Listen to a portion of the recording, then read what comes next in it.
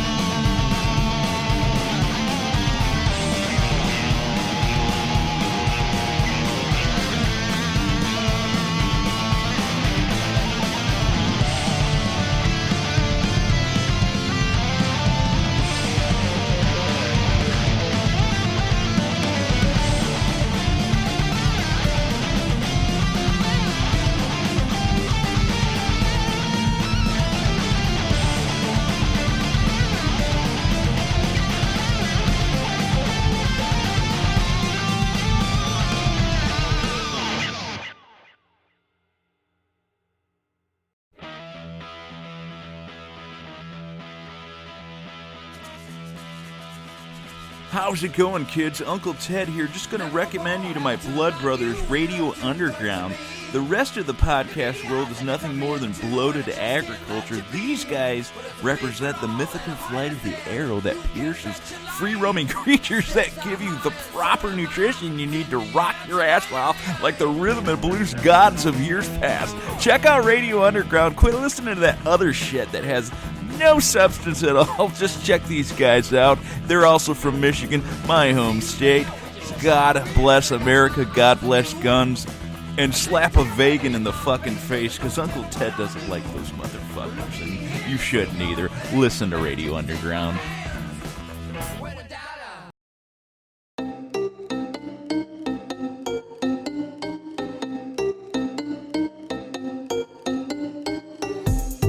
Recorded in the pits of Detroit, Michigan. Your ass is listening to Radio Underground. Shit.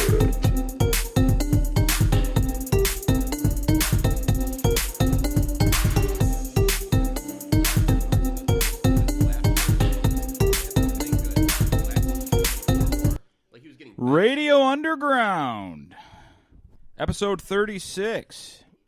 Back with us is our friend Jay. He was in episode 19. He did a great job, and a lot of you guys liked him. He said bring him back. Well, he came back. So, Jay, how's it going, man? It's going pretty good.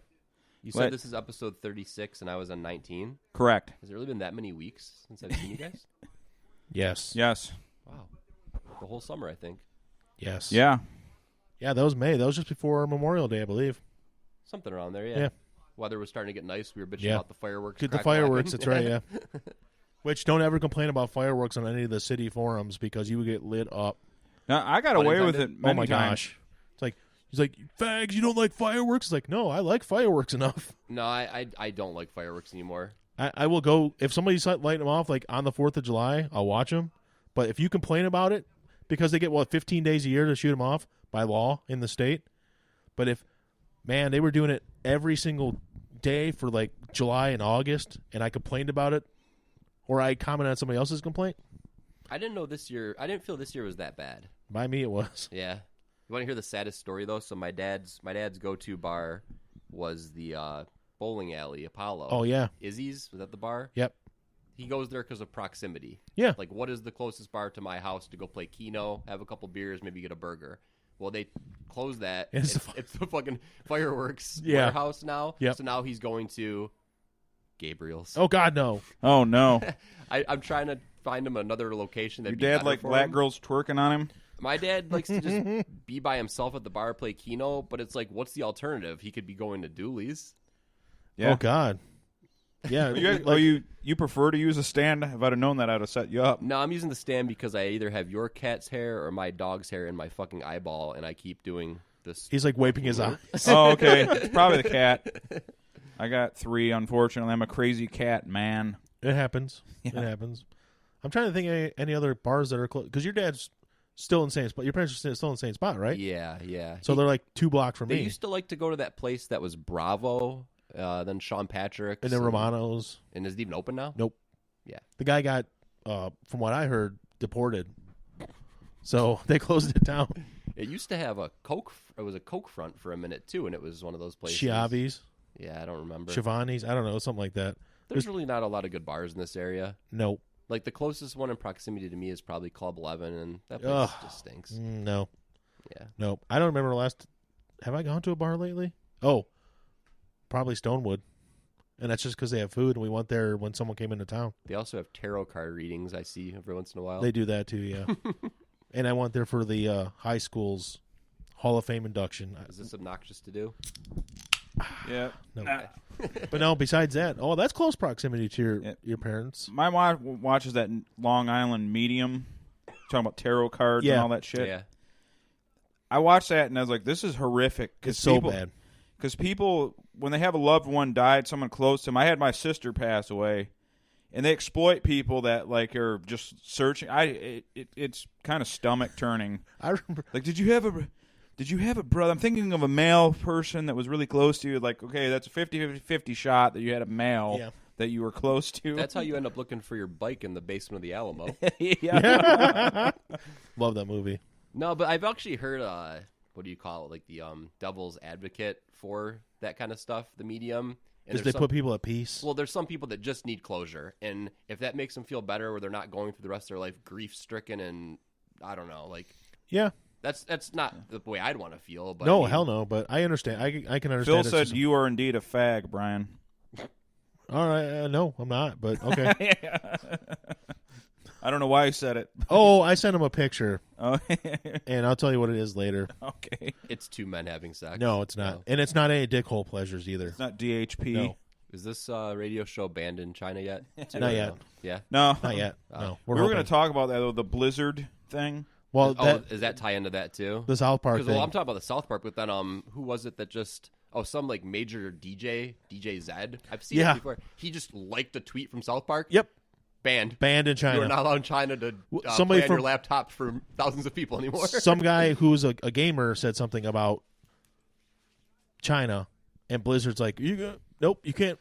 You're off the game for 1,000 years. He got banned from.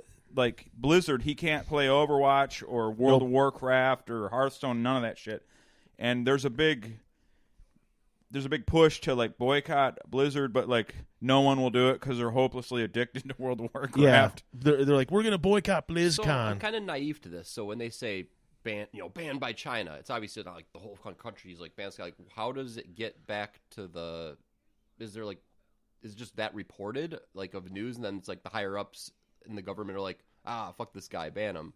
Like, I think that's exactly how it works. It's so weird to me because the South Park one's true. They fucking banned Winnie the Pooh.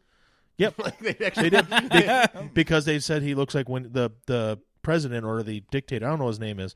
That's why when people have such a fucked up perspective on America, like, I mean, I'm not a Trump supporter, but I'm also not one that's just gonna like bash the dude to death. But if you see some of the memes they get posted about Trump, that's like hard R compared to comparing your. You'd be if this was China. If this was China, you're dead. Like your whole family's dead. Like, that dude's so thin-skinned that he couldn't even be handled being compared to Winnie the Pooh. Yeah, that's so good. And that's and I swear I don't know if it's true, but I had to find the story. But the guy who was banned from the Blizzard games, it literally said 1,000-year ban. I don't know how true that is, but how do you ban somebody for 1,000 years? Well, they're working on life extension technology, and they're like, we're going to give you the life extension technology and then ban you. Well, they're kind of skewed because they're harvesting the organs of the Muslim population, so they're going to live longer. Is that what it is? Yeah, okay. So they're assuming that everyone is going to be doing that, I guess. I didn't see that episode yet, the band in China. You got to. All I saw was the Crimson Dawn performance at the festival. I heard those were real songs. I heard that's not something that Trey and Matt wrote for the show. I heard they're actual. They just went and found death metal songs they could get rights to use for the show. The song that was playing before them with the banjo, it's like something about corn. Yeah.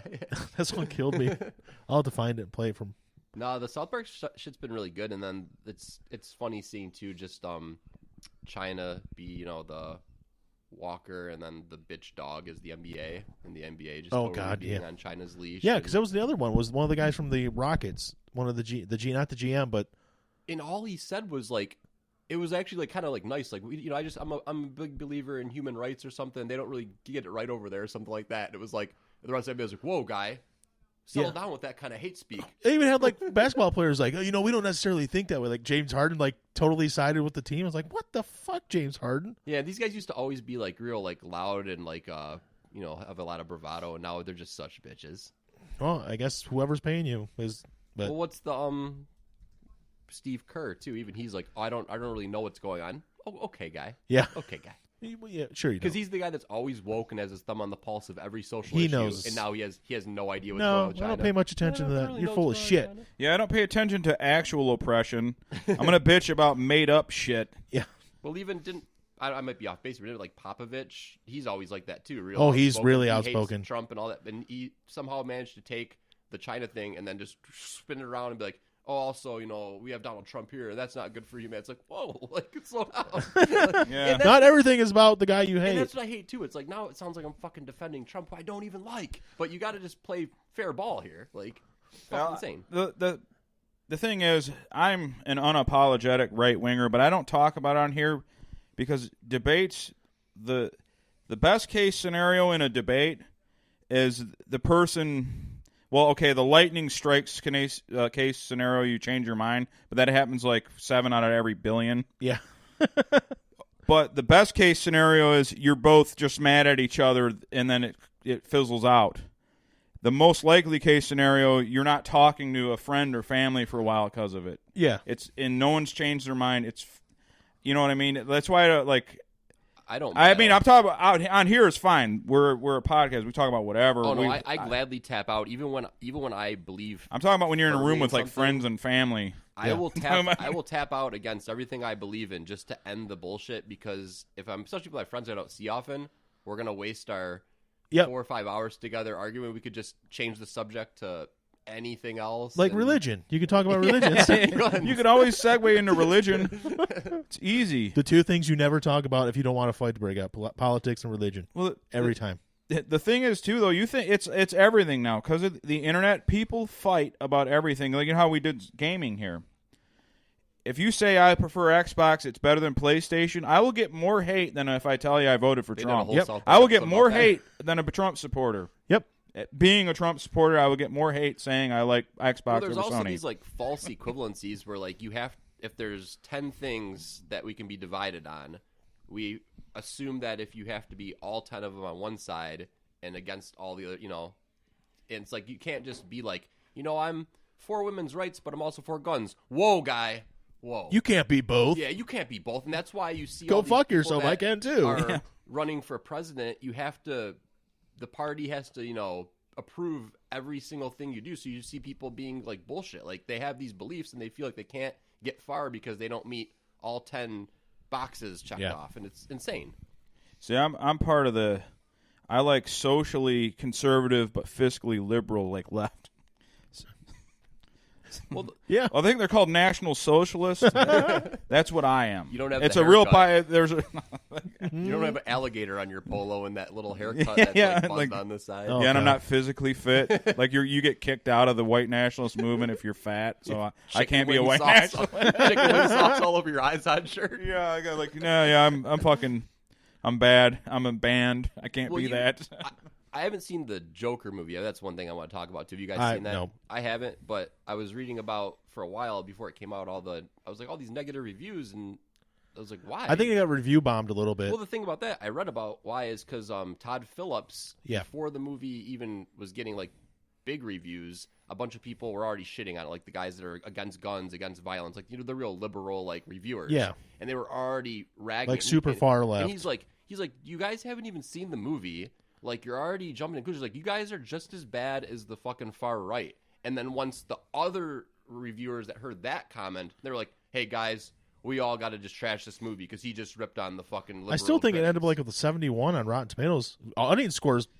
That's how everything That's is. well, the audience score is what you have to go Yeah. by because professional critics can be it's snobbery. It doesn't It matter really what is. it No, is. it's all agenda based now. Everything's agenda based. I have that stupid ass lifetime subscription to Rolling Stone, which used to be a fucking kick ass magazine. Yeah. And now they cannot have one thing reviewed that does not mention Trump. Absolutely, yeah. Like they can't review the new Taylor Swift album about being like this song. It really challenges the Trump administration. It's like, what? What? No, it's not. Well, That's that's about okay. breaking up with the boyfriend. Well, that's okay. Well, it's okay if the song's actually about that. but it's But not. when well, the problem No, they is shoehorn Trump hate into everything well, they review. they editorialize everything and give opinions about social issues when you're supposed to be reviewing the art like how it is. Yeah, like you said, if a song is about that subject and they review it Yeah. based on it, that's fine. Do But- a Rage Against the Machine. Yeah. That they'll Taylor give you all the Swift Trump never- hate you need. Taylor But, Swift you know, has like- never written a political But song. have critics ever meant less in the world Oh, than God, no. in 2019? Because, like, back in the day, we didn't have access to the media like we do now, or even the Nope. mediums. It's like, what makes some guy's opinion that just he happens to work for Esquire that makes his opinion about a movie that he already is going to hate? Like, I'm sorry, not everything has to be fucking Citizen Kane. Like, sometimes you just want to see this movie, this style of movie. Yep. Well, I've seen Citizen Kane 3 times, and it's a pretty okay movie. I don't know. Is that the go-to when you want to say a movie that is critically because it's usually the consensus Gone number with the one Wind. movie. It's the something. Citizen Kane Gone with the of Wind. this. Yeah. Gone with the Wind sucked. I don't even remember. Gone with the it. Wind was long and boring. I thought, well, Citizen Kane, I felt the same way, but Oh, I agree. They're both, but at least, but that thing was only 2 hours long as opposed to 3.5 hours, and at least one or two things. He had an affair. That was more than what happened in. But the thing that's weird about the Joker thing, so like, Yeah. so the left liberal media then decides they're all going to get together and their reviews are going to attack this movie, and then the right media like Fox, who probably has no clue about what the Joker's about, like, well, they don't like this movie, so now we have to give it a good review. Now we like this movie. Go see this movie. It's like Yeah. it's so like tribal and like caveman. Well- it's so stupid. Well, it is.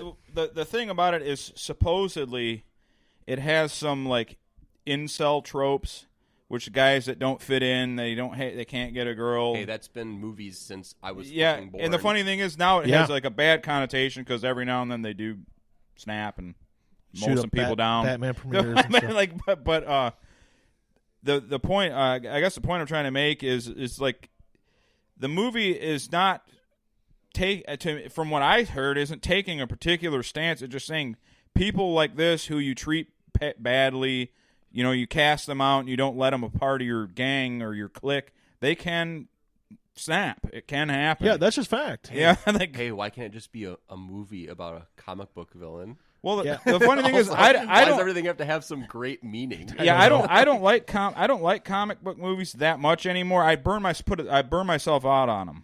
Yeah. I haven't watched anything since Did you see the the first Avengers, and I think there might have been one or two after Ragnarok. I watched that like a while ago. Ragnarok. Talked about that last time. The Ragnarok was cool, but that has the same vibe as the Guardians movies, which But- is just fun. But I don't That's have, because they're kind of going to cross over later on. That's probably why they did it that way.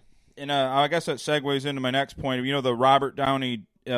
He had the greatest response to the Scorsese. The Scorsese thing, yeah. Because he goes, this is his opinion. I respect any. He goes, I want everybody to be able to give their goddamn opinion. It was like to what you're talking about. Who cares? Like when people put out art or opinion and everything, why can't you just respect it? As long as it's not threatening anybody's life. You know, now, did you say he's not wrong, and it's not wrong to be not wrong because those movies are the equivalent of a theme park. No, yeah, like it no. is. There's supposed to be 2 hours of pure enjoyment, and that's it. Yeah. There's not supposed to be big groundbreaking art and colors. Yeah. and, big name actors. All he It's said was he couldn't get into him. Scorsese didn't say anything bad. no. What it is like an argument between an art fag and then a guy that just makes like cool like three chord songs. I you know can't what believe you would It's use that term, art fag. Yeah, but you know what I'm saying. Like there's people Actually, that I just said it too. they've been playing guitar forever and they mastered it, but they think like. I don't know, for example, they think like Green Day is not a real player. Well, that's how you end real up artist or with something. pleasures, though, because like when we're all older now, so like, do you really care what anybody thinks about your Nope. musical tastes? Like, there might be, we all have a couple skeletons. Like, I don't really want my friends to listen to that, but it's not like the end of the world. They find out. But when you're like in your 20s, you have guilty pleasures because you feel like, well, I can't listen to this and this, and it's like, I fucking love real artsy fartsy critically acclaimed bands like Arcade Fire. Love them, one of my favorite bands. But I have no problem saying I'm going to see Korn this weekend, and like somebody like, whoa, it's like the thing with like the politician boxes. They have to check both sides. Like, wait, how can you like Korn if you like Arcade Fire? It's like, I just fucking like what I like. Like, who fucking cares? It's a prison of everyone's own making because I think everyone on planet Earth, sans a few people that maybe have some autism or something, have an eclectic music collection. Yeah. You can like Taylor Swift and you can like Dying Fetus. But those snobby motherfuckers that are serving you that IPA with a curly mustache who like have the curled up tight pants that'll tell you all these bands, they're listening to some stuff that they will not tell their fucking friends about. Like, oh, sure. They're listening to, it doesn't even have to be something that bad. It could be like, yeah, I happen to like a couple, Incubus songs or something. It's like, you can just say that, dude. Like, you don't have to hide that. But it's like, but they have this little identity that they're trying to keep so tight that they can't just be themselves. Yep. It's fucking weird. It's fucking weird. If you like something, like it. Yes. Yeah. Just like and you if can. And if it contradicts something else that you like, who fucking cares? Yeah, exactly. It's fucking crazy. Like one thing, like my guilty pleasure, like it's a song, and I jam it over and over again when no one's around. And even at 41, I feel fucking weird about it. It's that Naturally by Selena Gomez. I love that song. I don't know. Honestly, It's I the don't know. lamest. I don't know that song. It's the lamest pop candy you can possibly imagine. I just love that remember seeing fucking on song. SNL, and there was like some song about can't keep my hands to myself. Oh, and that was stuck in my head for like maybe a week after. Yeah, I don't that's- care about that song, but I've seen it. Yeah. Well, this I talked about it last week. In fact, I think I've talked about it 3 weeks in a row now. The Ken Burns country music documentary. I've talked about literally. This will be the third week I've talked about it, but really briefly, they played some songs I'd never heard in my life. You ever heard of an artist named Ricky Skaggs? Yeah, because is he he's from your dad's hometown. Skaggs' cousin? No, he's actually from Pike County, Kentucky. He's literally from where his dad's from. So, but he had a song called "Don't Get Above Your Raisin" or "Don't Live Above Your Raisin." Above your raisin. Raising, but they apostrophize it. So don't get a big head. Don't forget where you came from. It's been stuck in my head for 4 days. Don't get above your raisin. Yeah. All right. And when I first read it, I'm like, what the fuck is he talking about raisins? Yeah. He's talking about raising. And then it's been stuck in my head. It's like, it's a guilty pleasure now. I've been thinking about it and listening to it all the time now. Phil says, Johanna, the old 125 champ or 115 champ. Yeah. I can't say her last name. Whatever. The J. She has new fake titties. That's good information. She's fighting the Phil. karate hottie. Yeah, two hot chicks fighting. Yeah, that's right. To the death. It's Joanna. It's Double J, Joanna, whatever, versus Karate Hottie. The Karate Hottie is pretty damn hot. She's pretty hot. Yeah, if you're into I forgot about that fight. The Asian side of What's things. the main event? I don't know if it. I don't know if it's them two or Kron Gracie versus. No, they traded. It's John Cena versus Roman Reigns. Yeah. Because they have Brock and Kane. Oh yeah. I guess we might as well get into that. They're gonna have the Fiend is gonna be disqualified for no reason though. Anyways, we talked about this last time, and I was like, I thought wrestling was bad then. so much worse now. I didn't watch it. I just happened to see that article about that fight. The thing about Brock is, like, I don't like Brock, and I think the common consensus amongst wrestling fans is, like, just go away, dude. Like, because Vince just puts the title on him, and then he goes, up to butt-fuck Canada, and you don't see him again. But at least he has some charisma and some history in WWE. Kane has no charisma. Like, zero. He looks literally like every guy that plays an extra in a South Central gang. Yeah, no, that's true. Well, but when he did that luchador thing at the beginning of the year, he was fucking awesome.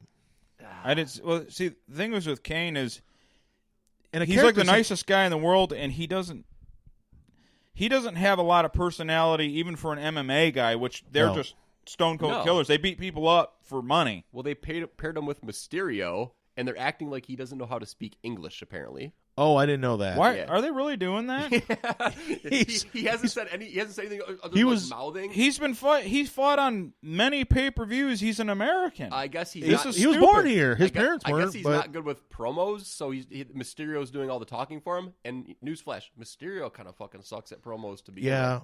But it's like, are they legit acting like you don't know English? That's the guess, is because he hasn't said a single thing yet, unless he's going to be the silent killer. Oh, okay. It could be. He could be like Kane. But the thing is, so they're doing this match in Saudi Arabia. Yeah. And if the U.S. fans already think this is a stinker, I don't know if the Arabian people are going to find this to be very cool at all. I know. Obviously, his athletic ability's there. I mean, he can move around for a guy his size, and he can do stuff.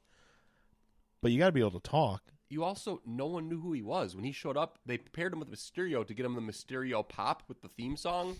And half the crowd was just doing the head scratch, like, who's this guy? And then when they said his name, it was like, oh my God, it's Cain Velasquez. Like, okay. Oh, yeah, him. Yeah, like, cool. Well, fight fans know who he is, but a wrestling fan that doesn't watch MMA at all is going to have no idea. I heard they're going to put him into the XFL draft next week too. They're going to get their money's worth out of him. That XFL is going to last less than the last time it did. I have a theory on why he might have been put there. And this is just a theory. I know nothing about modern wrestling. I used to be a huge fan. But like how you're talking about how a lot of the wrestling fans are done with Brock, and they're aggravated with him. Another thing too is he goes off script a lot, and he beats people up for real, and he's difficult to work with, and they have him there as like he's our shooter, he can fight for real and everything. They want him to be Andre the Giant. They want to be a special attraction. Yeah, but the thing is, they got the guy that beat the fuck out of him for real. Did you know that they fought in a real yeah. And Kane beat his ass. But no one barely. But no one no one cares when it comes to WWE. No, exactly. I don't watch wrestling because I want to see who the realistic dude that's going to kill everybody. That's probably like Cesaro or Bobby Lashley. And no one cares. Like, we just want larger than life personalities with a little bit of talent mixed in. Yeah, and you're probably right. Yeah, he doesn't have any charisma, so he doesn't make much sense. He's not going to.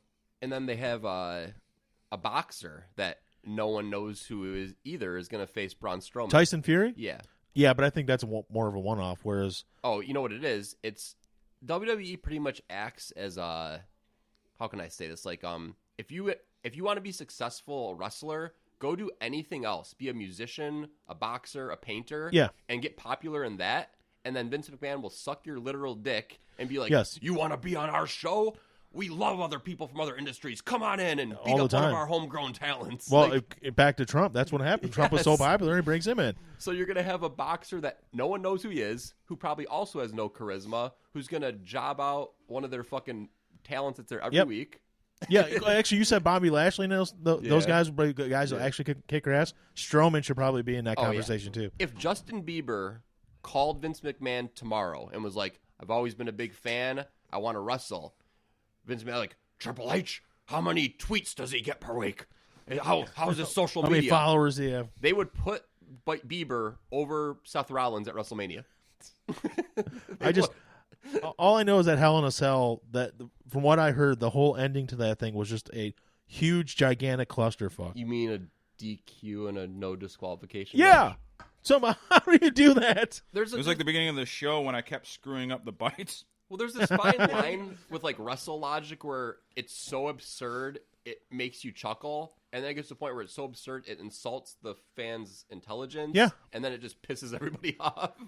I just, oh my God, it was all over the place, But too. now that it's on Fox and they're trying to legitimize wrestling, that's going to suck all the fucking fun out of it, and you're going to see, oh my God, it's Chuck Liddell. It's going to be every has-been from MMA that's in WWE. The thing is, though, WWE, at the time it was WWF, has always kind of done that. Yeah, that's what he said. And Yeah. it's just the way they do it, man. It's like they had Muhammad Ali with Gorilla Monsoon. Yep. They had Mike Tyson punch Heartbreak Kid, and then they had Buster Douglas. I went and saw live at Joe Louis Arena. Mike Tyson got beat by Buster Douglas, so they immediately we're gonna have Doug because it was Tyson was gonna be the guy to come in there, and be the special referee.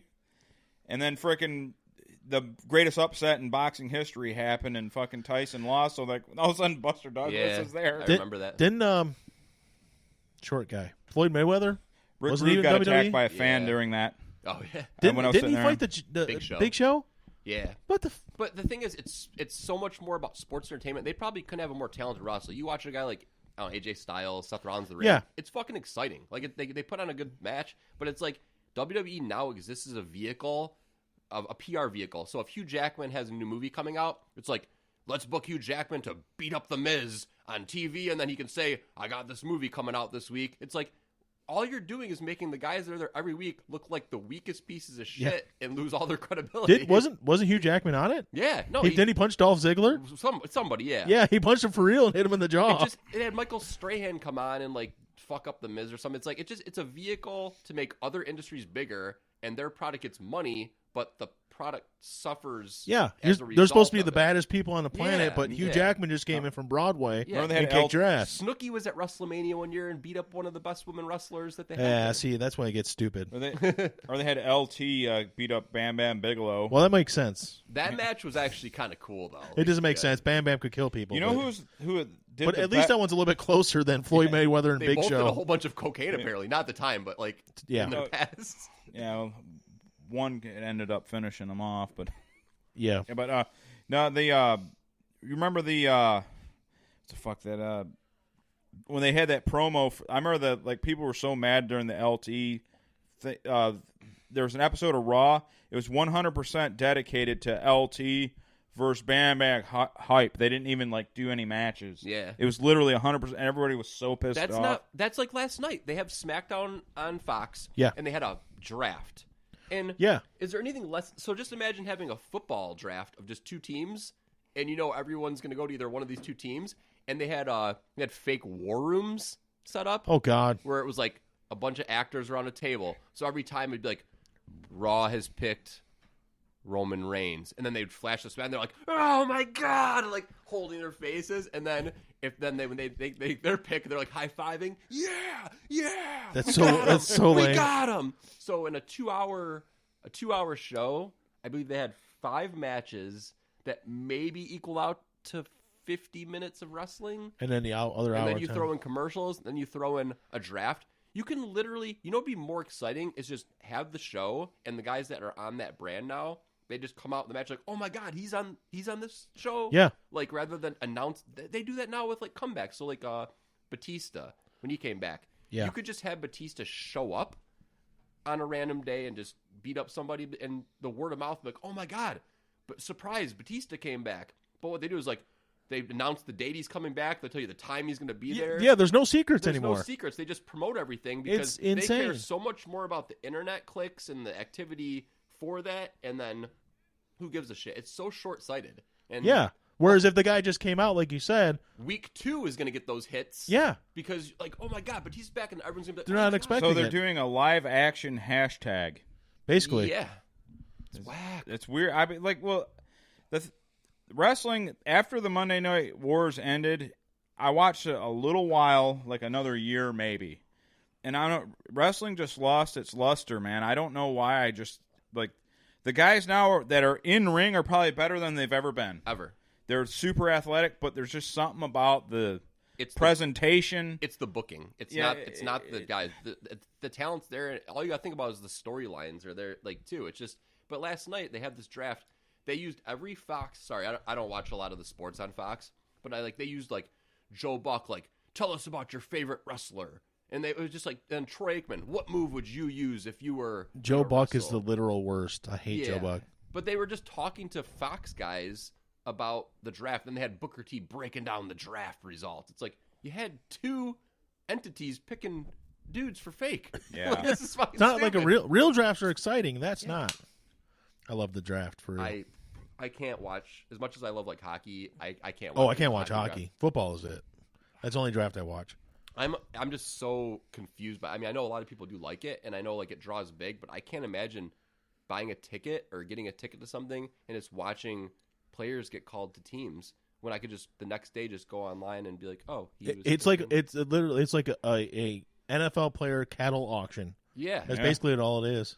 Yeah, And I watch it every year. They are, in a roundabout way, human livestock. That's the way it works out. They yeah. are. I mean, you know, because the way it's filmed, the drama they add to it with like, it's so phony. It's like, hey, you just got drafted. Let's hand him a phone so he can call his mom who couldn't make it to. You know, it's so hokey. It's like it's the same thing with like the presidential debates. I remember what's that asshole Marco Rubio?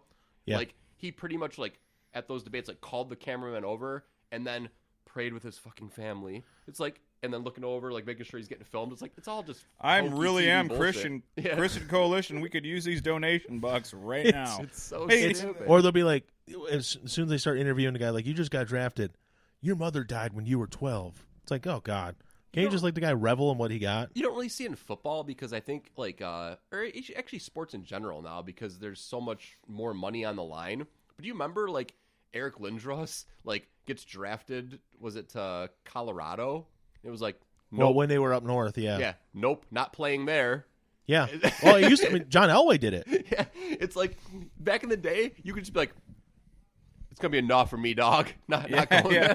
Yeah. And they'd be like, "He just didn't. What do we do? Go through the rule book. He has to. Well, I'm not showing up, so trade me or repick or something because I'm not playing for that team." Well, or even more recently, I guess football does do it because Eli Manning did it. Oh, did he? Eli Manning said he wouldn't play for the Chargers. So they drafted him, and then they traded him to New York. Why would you not want to play for the Chargers?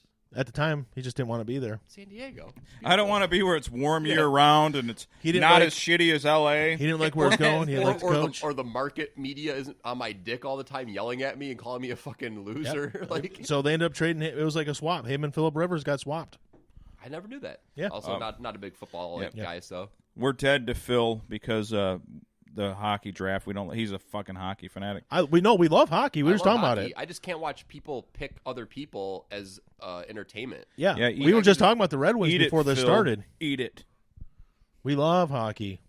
Yeah. In fact, are the Red Wings winning yet? And I don't that's know. kind of where wrestling's at now. You'll literally get the same satisfaction of going on Bleacher Report and just reading the outcomes of the matches Yeah. in 5 Oh. minutes that you will of watching the show. So the Red Phil's Wings. a fucking Leaf fan too. Fuck Oh yeah, the well Leafs. he's happy right now. Why are they down? It's 5-2 Maple Leafs. That changed quickly. It was 1-1 last time I checked. I gotta say though, even when the Wings have been stinking the last 2 seasons, and even before that when the Maple Leafs kind of sucked and they're more relevant now, those matches are always they just have a buzz to Any them. original sixes, yeah. Well, not any. I mean, like Rangers Wings is Yeah. They beat the Rangers last year Rangers just a boring team to me. once. Yeah, they are. You were wearing an Islanders type shirt. Never mind. Oh yeah, I got the Violent Gentleman. You ever go on the site? Nope. It's hockey paired with like punk rock. You got to eat the mic a little bit, man. Hockey too far paired away. with punk rock. He's actually registering fine because he Oh. has a deep voice, and you got to actually Screw really you good and voice. your bass voice. But you don't. Yeah. But you were fine actually where you were sitting. That's But fine. I mean, wait. You Well, I you can't. did, I can't. you I can't did lean, stretch. I can't stretch out. You did lean way back though. Hey, check out my Let me shirt. try that. All right, No, guys. but they'll pair up bands like Rancid. So Rancid, and they'll do like actual hockey teams, and then they have like one of them was like a goalie mask with a skull, and then crossed hockey sticks like a skull and crossbones. Okay. Like Rancid. Big Every Time I Die fan. They do Oh. stuff with them. Buffalo Sabres shit. You know, a good friend of Every Time I Die is that MMA fighter Josh Barnett. Barnett? He fucking throws kids in the pit, like, from the stage. He'll dress up as security for them, and he'll stand in front of the drum riser and just cross his arms like PC Principal, and then just jack kids that come on stage. It's great.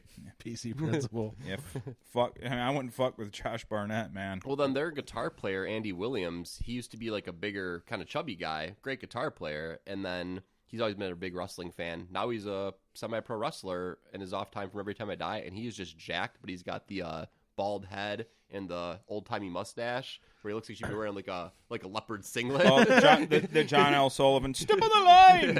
That shit's so good. Yeah. Yeah, I've the thing is, I like they were pretty big at the same time, like a lot of bands I was listening to, but I couldn't tell you in one of their songs. Not that I don't have an opinion on them. Like, there was nothing that they made that I don't know if it's good or bad. I remember there was a video where there was some skate. They were at a skate rink. Yeah. And that's it. It was on the old Headbangers ball. Not the old, but the Headbangers ball from 10 years ago. Not Ricky Rackman. Not 27 years ago or whatever. Wait, but yeah. Are you talking about Rancid? No. Every Time I Die. Every Time I Die. Yeah. I'm sorry. Yeah, and I know that the one dude had the fucking Wyatt Earp wax mustache. Like, I'll nerd out for a minute just because, like, I'm not a bit, like, I love heavier music, not to the level of, like, like Matt and stuff, like, listen to, like, that genre of metal as much, but, as far as, like, hardcore and, like, metal goes, like, Every Time I Die is, like, the kings of that genre. Like, they do everything right, and they're critically acclaimed, and the fans love them. They actually just played 3 nights on a riverboat in New York on the Hudson. Oh, really? And the fans were just knocking the fucking drop ceiling out. Fucking, this boat looked like hell when they were done. Well, I can imagine. Yeah, the funny thing is, we were talking about, like, how, like, I'm old and I don't want to go. I would never, ever go to one of those 3-day fest ever again. And, yeah. Like, does that... I don't know how you feel about. Could you go to like a 3-day like music fest of any sort? Okay, I know you got a woman and you could do the cuddle up at night thing, and it's probably a lot better for you. You're staying like camping stuff. 3 days. I'm not camping. No. If there's a hotel or accommodations that I can go to and from, but there's so many factors. Like, first of all, like I don't want to go to any of those, like Bonnaroo, Coachella. No, it all looks like dick. You give me a good lineup though, I'll consider it. You give me a good price, now I'm further in. Yeah. And if I can treat it like a vacation, also, like I went to the Orion Festival that was at Belle Isle. Yeah. And the lineup was fucking sick. Like, I mean, SIK, like sick. Like every band I like happened to be there, and I was like, how much is this? Oh, you're even a Chili Peppers guy, so you had that too. I'm not even a big fan of them, but there was enough bands there to like. I was almost afraid there was gonna be overlap. Like I can't see this band because this band's playing. Yeah. But so we got the tickets. $200 for 2 days on Belle Isle to see 20 bands I like. See, that's worth it. Metallica comes here on their own and plays Comerica. It's $200. Yeah, I get to see them for $200 with 19 other bands. Yeah, and the Orion Festival, they took a huge loss on because it was overambitious. They had like a haunted house, film festival, hot rod like car festival that Hetfield put together. But I mean, you had Metallica, Chili Peppers, Deftones, Gogol Bordello, The Bronx, Dropkick Murphys, Rise Against, Dillinger Escape Plan, like Silver Sun Pickups. That was a cool thing. They like branched out to genres that wouldn't fit a Metallica show to make it eclectic enough without being uncomfortable. Yeah. Like they weren't going to throw something on there that was going to... They had a fucking techno thing right on the water on the Canadian side of Belle Isle. This huge tent. They had like Bass Nectar, which... Really? Not a big fan, but that's a pretty big name for that genre. Yeah. And the metal kids were fucking loving it. Like, when you walk by that tent, everything that was going on in that techno area that I never really paid much attention to, you would just see Metallica kids just fucking jamming away. It was, like, a really cool It's cool vibe. when something works out like that, but, like, what's the big one now? Rock on the Range is usually one of the bigger ones. Now it's called, like, Sonic Temple in Columbus, yeah. Metallica actually just got announced that they're headlining all those this year. Or next year. Yeah. After he gets out of like, rehab. They're doing, like, Sonic Temple... Aftershock is another big one. Like, what was the one you guys were supposed to go to in Kentucky? Do you remember what the name of the festival Louder was? Than Life or something that it's called. Is that what it was? It was just like 2 weeks ago. Yeah, and that true a pretty good lineup too. I think one night like Guns N' Roses headlined, the next night Slipknot headlined. You can't ask for better headliners. Well, I don't know what night they were going, but for a metal and rock festival, they weren't actually. Him and Frank weren't going to go. They were just going to stay the night with their friends, hang out with them, party, and then everybody else was going, and they were not. No, but to answer your question, originally, I can't go to a 3-day festival camping is out of the question in that setting. Like when I camp, I want to be in nature.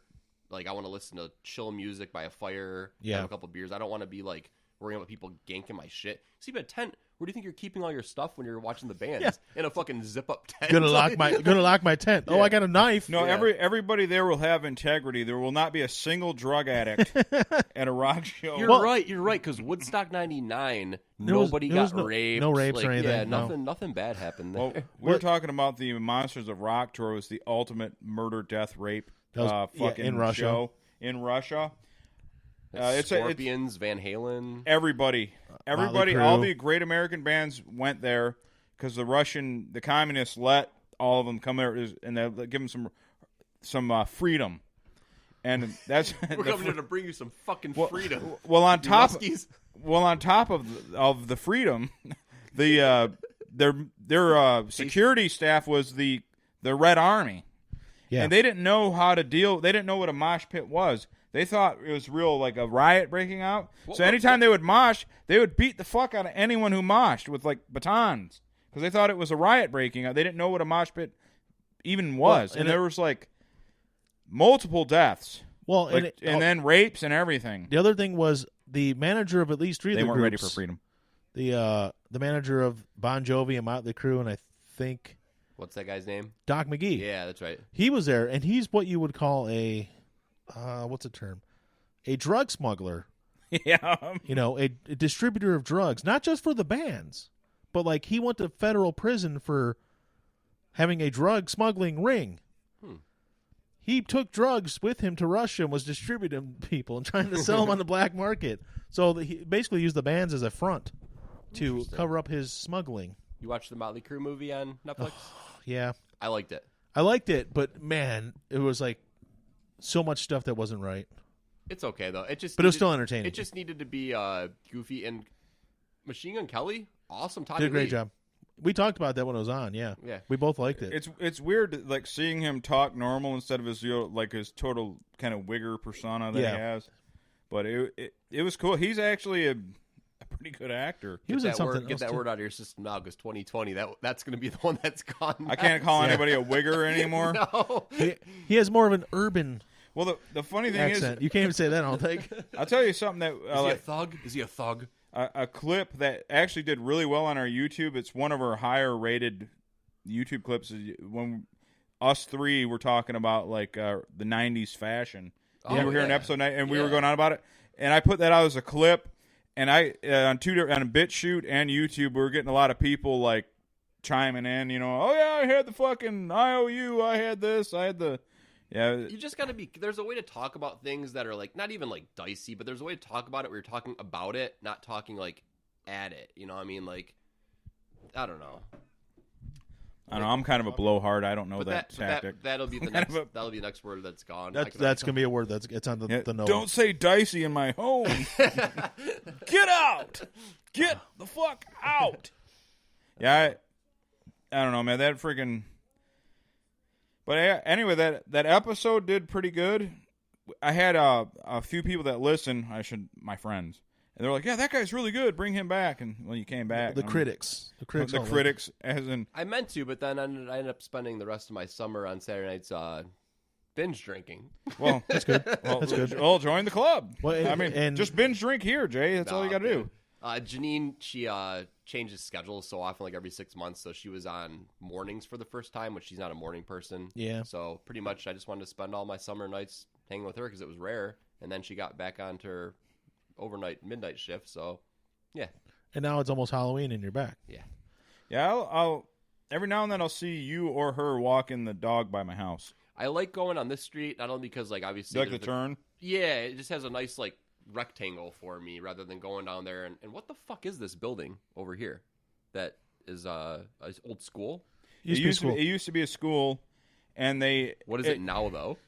It's a black church. Oh, it is actually active. It's a gospel black church. Because I kind of wanted to go maybe break into it and do some urban ghost hunting or whatever. No, okay. One Sunday morning, if you're not hungover like I am, come over here. And we'll sit out back, and you can hear them like, "Oh Lord, yeah!" Like you can hear it's like you're watching the Blues amps Brothers on full volume. Body of Christ. Yeah, it's bad. They totally get into it. It's awesome. And the funny thing is, before it became a black church, it was a white church, but that dude molested kids. Oh, So That's part of the needless course. to say, that church folded. No, And that's then- how you keep the church going. That is Well, how- no, they're not Catholic. It's different. They don't have the backing. yeah. They don't They have. don't have a they they can't don't have a pay- centralized government. They in can't Europe. pay off people. Yeah, They don't have the so money. they went under, and then it was empty for years. Yeah. And then the brothers bought it, and they do the whole gospel shit, and you can hear it pumping Interesting. out of the PA. Yeah, it's They got a loud SPA. They might need to get a facilities or property manager to maybe take care of the grass a little more. they cut it once a month. Do that once a month.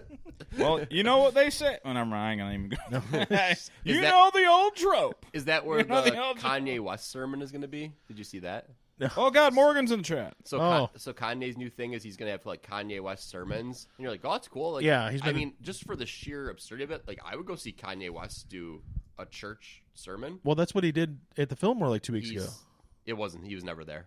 No. He's just. It's in honor of Kanye, like under his banner. Oh, I got you. So he just picks like a local pastor who wants to whore himself out for Kanye money, who puts together a sermon. They probably have a big picture. Probably have a picture of Kanye looks like fucking Step Brothers or something. I in the I just keep on Yeah. thinking of Church of the Fonz from Family Guy. It's just like, let's find something. Just make a church. yeah. Yeah, I don't know. Get the tax, breaks and stuff. Oh man. He likes Trump. He's one of the few entertainers that seem to. Well, I was gonna because it's almost Halloween. Have you guys seen some of the new line of sexy Halloween outfits? No. Sexy Mr. Rogers. How do you do a sexy Mr. Rogers? You just pull his dick out of his corduroy pants. Well, it's for chicks. Oh, Men So it's can't like be sexy? it's like kind of a cardigan, but it's really tight and like short and button up, and then really short shorts and some glasses. What about like when they can't get the That is when, so degenerate. when they can't get the Show me the licensing picture. I'll send you the pic. for Yeah, something? she's relatively good looking. By that I mean really hot. What about like they can't get the licensing for a costume, but you know exactly what it is? But Yeah. it'll be like a Buzz Lightyear costume. It'll be Yeah. like a cartoon spaceman. Yeah. And it's just Buzz Lightyear. Like it's just like the generic name for it. Well, you gotta get around them copyright laws, Yeah. man. You gotta. I don't know if it was true, or somebody made it up. There was one. It was supposed to be sexy Green Lantern, but they called it like Green Light Bulb or something. Green light bulb. I'll see if I can find that one too. But Awesome. what's the other one I saw? Sexy Freddy Krueger. Here, I can. Her shirt's kind of ripped, Yeah. but it looks like his sweater. I can and s- she got short shorts and a claw. I can save you women a ton of like idea. Just go out every Halloween as a slut. Just save yourself some money. Just cut. Well, that just was my cut- point. That was the point I was going to make. Was are they even sexy anymore? Or are they just straight up just slutty? Yeah, They're all slutty. yeah. Some I'm of not them might be sexy. I'm not really big into the Halloween thing, so I don't really have a good gauge. I think just like it's just something that girls do, and I know the girls have done that to where I'd hate for people to call them a slut when I know they're not. Like I think it's just the thing that you do. Just I don't know. Yeah, I know what you're saying. Like it's weird. And, Whatever. You're a bunch of whores. And guys can get away with that. We Well- we can't dress up like sluts. Nah, it just doesn't work that way. Even if a dude like is handsome and like has the best thing would be to have like some dudes who are actually in shape do the birds from fucking Always Sunny. Yeah. Actually, that'd be great. I did you see mess that up and episode. mess Of like, up? yeah, I saw that episode. Stomp, clap, stomp, clap, stomp, stomp, clap. Yeah, I remember that one. What's it? The Birds of War or whatever. Yeah, Roddy Piper was in that episode. No, the thing is like, not all women, but most women, I think they'll take any opportunity they can to like show their body off because men we're fucking weak and we're like, hey, Yeah, but we can do something that's Yeah. stupid and it's funny. Where like. Who wants to see the girl do the stupid costume? That's like Dee from Always Sunny. She's like the perfect Yeah. person. Like, oh, look at me. She Like- actually pulls it off. Yes. She does. Yeah. Like, I sent the sexy Mr. Rogers to the Radio Underground chat. sexy Mr. Rogers. I'm gonna find sexy Freddy Krueger. Has that next. movie with Hanks came out yet or no? No, 3 or 4 weeks. Okay. Well, the Before funny thing is, Thanksgiving. you bring up the sexy Freddy You mean Krueger when I. Tom Hanks' next Oscar win? I don't know. It's gonna get it. It looks like I like the story, Mr. Rogers. I watched the documentary. Janine cried in that. Yeah, a lot of people cried. No. Not me. No. I Too do. tough. Too No. tough. Dude. I actually haven't watched. I've been waiting. My wife's like, "Well, I'll watch it with you." I'm like, "Okay," and it's been like over a year now. It's kind of weird because we were talking about how like he's the guy that would touch kids today, and even looking back, he's like, that guy had to touch kids, never touch kids. Oh, yeah, like a pedophile type. Yeah. I thought you meant touching like touch their hearts. Touch their hearts. Touching their hearts. I'm like, No, I'm like Mr. touching their Rogers. wieners and You know their what I mean? Like buttholes. Jerry Sandusky. You mean like in a? Okay. That makes more sense. Yeah, like if you look at Mr. Rogers, like Mr. Rogers wouldn't work today because you'd be like, that guy is just banging kids. Because people are too cynical. There's Well, no the thing way is, somebody anybody could who- be a positive role model and not have some kind Well, of what was the skeleton. guy that was in Europe that was kind of like that? Savoy. And that guy was creepy though. No, Jimmy Seville. Jimmy Seville, yeah. But that dude was way creepier. Like Mr. Dude. Rogers is a calming presence. He did it for 40 years. He was molesting those kids. That He was didn't insane. care. He didn't care about what gender, race, age. Nope. Give me all of them. Yeah, I want 'em all. Give me a 40-year-old Ethiopian. age was the most important one because he didn't care about age. Yeah. Well, it's like I was even thinking about like the guy that does the ice. He has an ice cream truck. It's the only one that comes by here anymore. I'm like, this poor guy is probably the nicest man in the world, but like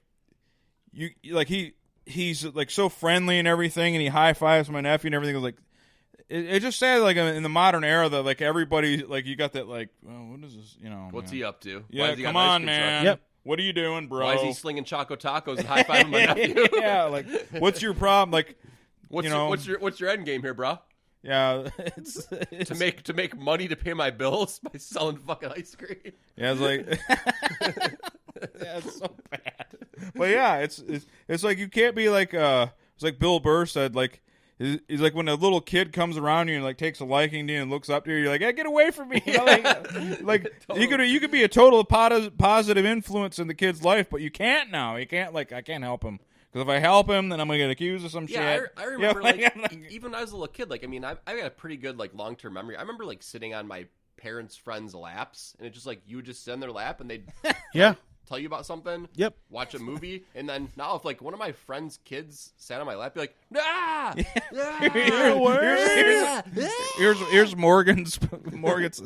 I have a cousin that looks like a pedo, but he's not. I'm not gonna say Jeff's name. Jeff. Who's gonna get a Jeff quoted? He's always accused of Jeff of being a pedophile. That's not the Jeff that you guys Yeah. told me. No, with the hair. No. We're talking about. No. That was Jeff from my. You told me that story it's when his he right- fell off the roof. No, or Jeff's died on the roof. Jeff's another podcaster. Jeff's Hillbilly another- Havoc, who's a good friend of He's ours. Jeff, yeah. hello. But you know how you guys bust each other's balls. But Jeff from Hillbilly Hillbilly Havoc's Havoc. another podcast you guys can check out. They're on Castbox and YouTube. But yeah, that's still a good cat by fucking Morgan. Jeff is actually in the chat that you are in occasionally with us. Yeah, I have too many of those going to where I have to turn off the notifications. So Yeah. I think everybody does on it. I just pop in when I'm. That's the only one I actually have notifications on for anymore. I don't have the notifications on, but I go in about 2 or 3 times a day and check it because. But it's really not active. I could probably just turn them back on. I'm not gonna lie. Usually, if I'm popping in there, I'm not getting any buzz on my other chats, so I'll just be like, "What are these guys doing?" Yeah. Well, the only We're other cool one I doing had your that was ninth option. Not a big deal. I had one Is that more, what I mean? one more that was active, and it was my kickball team. But Curtis is on my kickball team, and he's in that chat, and him and a couple of our other guys would get going with memes and stuff, and it'd be like nonstop. And I'd look back every 5 minutes, and there was like 27 notifications. Like, I can't do this anymore. My kickball team got savage. So I'm always leery of sharing like good ideas in here because if someone listens and they take it because I don't have any fucking You plan. got recorded proof. Is that how it works now? I don't know. Well, you guys talking about ice cream trucks. Yeah. Now hear me out here. Yep. This is like my one Shark Tank idea. So we have an ice cream truck that's same thing, but we serve cans of beer around the neighborhood to dudes cutting grass and doing yard work and shit. Yeah, I think that's illegal. It is, unless you have the proper, I guess, like channels to check ID and stuff. But Yeah. Could you imagine just busting your ass doing yard work one day and a fucking truck comes by and on the side of it is all these different cans of like, we'll have craft beer for a good price, but Yeah. then you could also get like a tall PBR.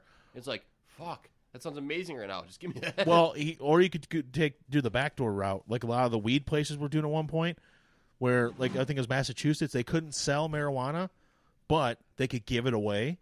So what they were doing was giving away the marijuana for free, but charging you $200 for the bag or whatever it was, the bag. Genius. So you could do that, like, well, here's a free beer. Genius. This cup is $10.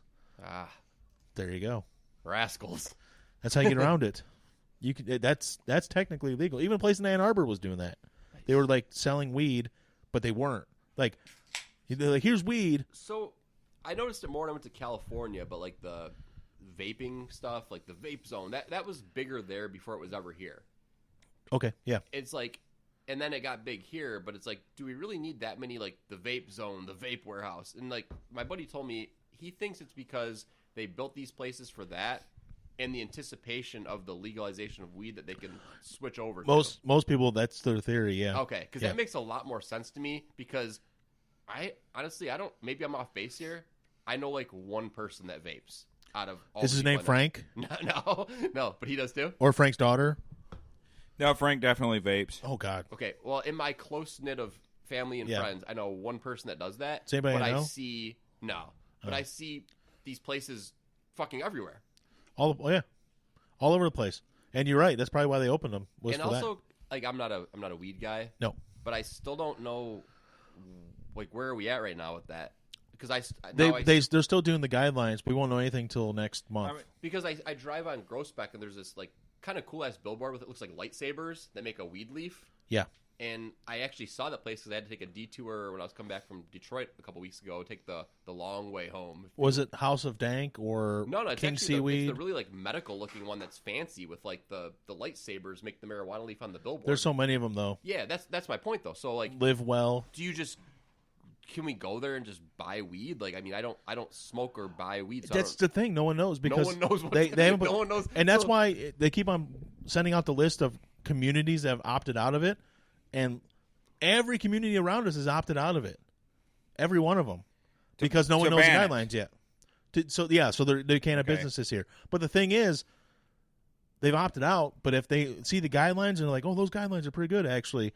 They don't have to do anything. They can just call someone up and say, "Yep, we're back in." So we're not like Washington or Colorado yet. No. Okay. No. I don't know. I'm because I'll see like Frank has a poker game at his house when it's warmer out. Yeah. And the guys got their pens, like the pens that got the weed in it. Yeah. And they're not smoking a joint. You don't smell it. It's so like you could be doing it right now with the pen, and I wouldn't even smell it. Is that legal? Can you do that? I don't know. Well, that's the thing. For personal use, yes. Recreational, I think, is legal. We're in that transitional phase where I think just nobody cares anymore also. Yeah, and there's no, I mean... to me, it's like smoking cigarettes. If it's not that big stinking-ass joint, then I don't give a fuck if you got it in a pen. I don't care if you're sitting right next to me right like now in my house. Yeah. Because when they have the pen, it doesn't have a smell. Yeah. It has nothing. Yeah. And they're sitting, and they're getting... now my sister, who's totally doesn't drink anymore, doesn't do anything, she said her friend let her hit the pen a couple times, and she said it was like the greatest feeling, and it didn't smell, and it didn't. She did say it was quite pleasant. Yeah. This was like months ago. I'm always wondering about So I'm that, wondering though. if they're just like, why can't they just do people that? like, do you not do it because it was illegal? And that brought up that's not that.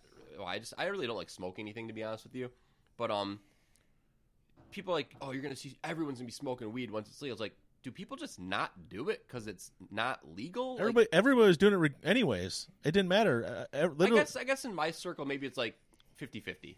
Okay, yeah. Like, I mean, I guess not extreme, like no one's doing it and everyone's doing it, but it's like, I got a bunch of people that do it once in a while and then some regulars. But like, and there's a couple people like me, like I've never done it. I know a couple people have never done it, but then there's, people that do it like once a year or something. I have a circle of friends that's strange. I have totally straight edge people.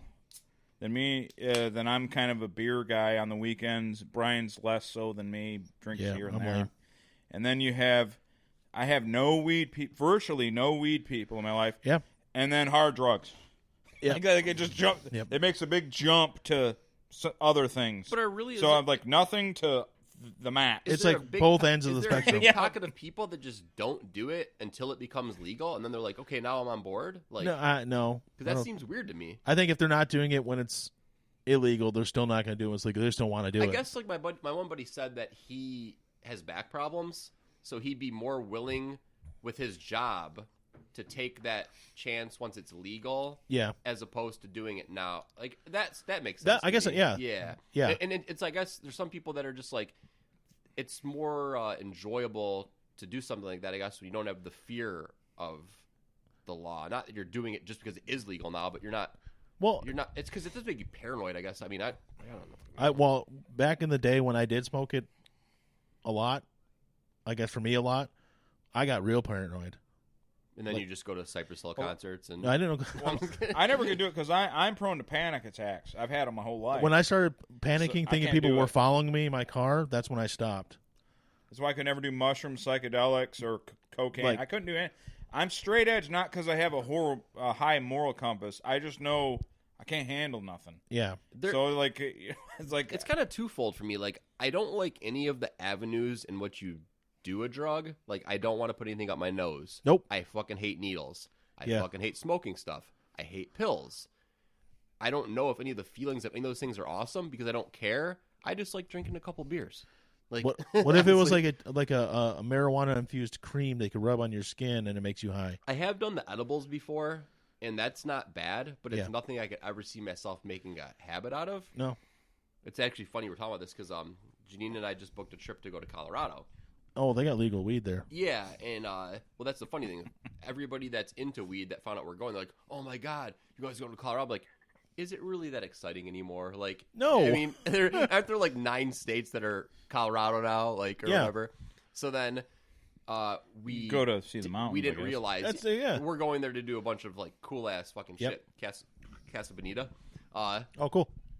But then we booked our trip, and then my one buddy's like, "Oh, sweet, you going there for 420?" We're going like over 420. Oh, we're like, man. we're like 414 to 422 or something. We're going like April 14th to April Oh, my 20th. gosh. And it didn't even register. I was like, fuck. So we're Yeah. gonna go there, and it's around and then my buddy, Spear, he was like, Oh, yeah. dude, because he went and seen 311 there one year. He's like, dude, that town is just overtaken. I'm like, you are making me regret my decision so bad to go. Are you going to go to the Coors Brewery and stuff? I am gonna go there, hopefully, but yeah, we're big food and beer nerds. Yeah. So we're gonna go to like do like a bunch of kick-ass Wedgie. like nature stuff, like hiking and Casa Bonita. Yep. Like, you ever see like the Garden of the Gods or any of that stuff? Yeah, Like, yeah. yeah. It looks fucking awesome. Yeah. Yeah, Pikes Peak. You Oh, know, that'd be cool. Yeah. yeah, cool shit like that. That is cool. But and then And weed. yeah, but that's the kind of thing. Like, we go and we do like cool stuff during the day, no drinking. Well, maybe have a beer behind a brewery, but it's like then after we get done with our being all sweaty from hiking, we'll go take a shower, get ready for dinner, and then now let's just find cool breweries. So That's cool. go to Yeah, we're yeah, gonna it's go okay. to Fort Collins, go to New Belgium. You going to go to a Sundance or Park City or anything? What's Park City? Park City, that's like rich people. Actually, I thought that was Probably not. Utah. You're right, Park City, but isn't Sundance Colorado? I don't fucking know. Sundance Film Festival. Well, that's where it started, yeah. That's in Utah also. There's something in Colorado. We Aspen. And there's Aspen. You can Where go the- to Aspen. Where the beer flows like wine. weed, bruh. No, I thought there was another film festival that was there. But, yeah. Morgan's like, I'm straight edge. I don't drink, do drugs, or have sex. Yeah.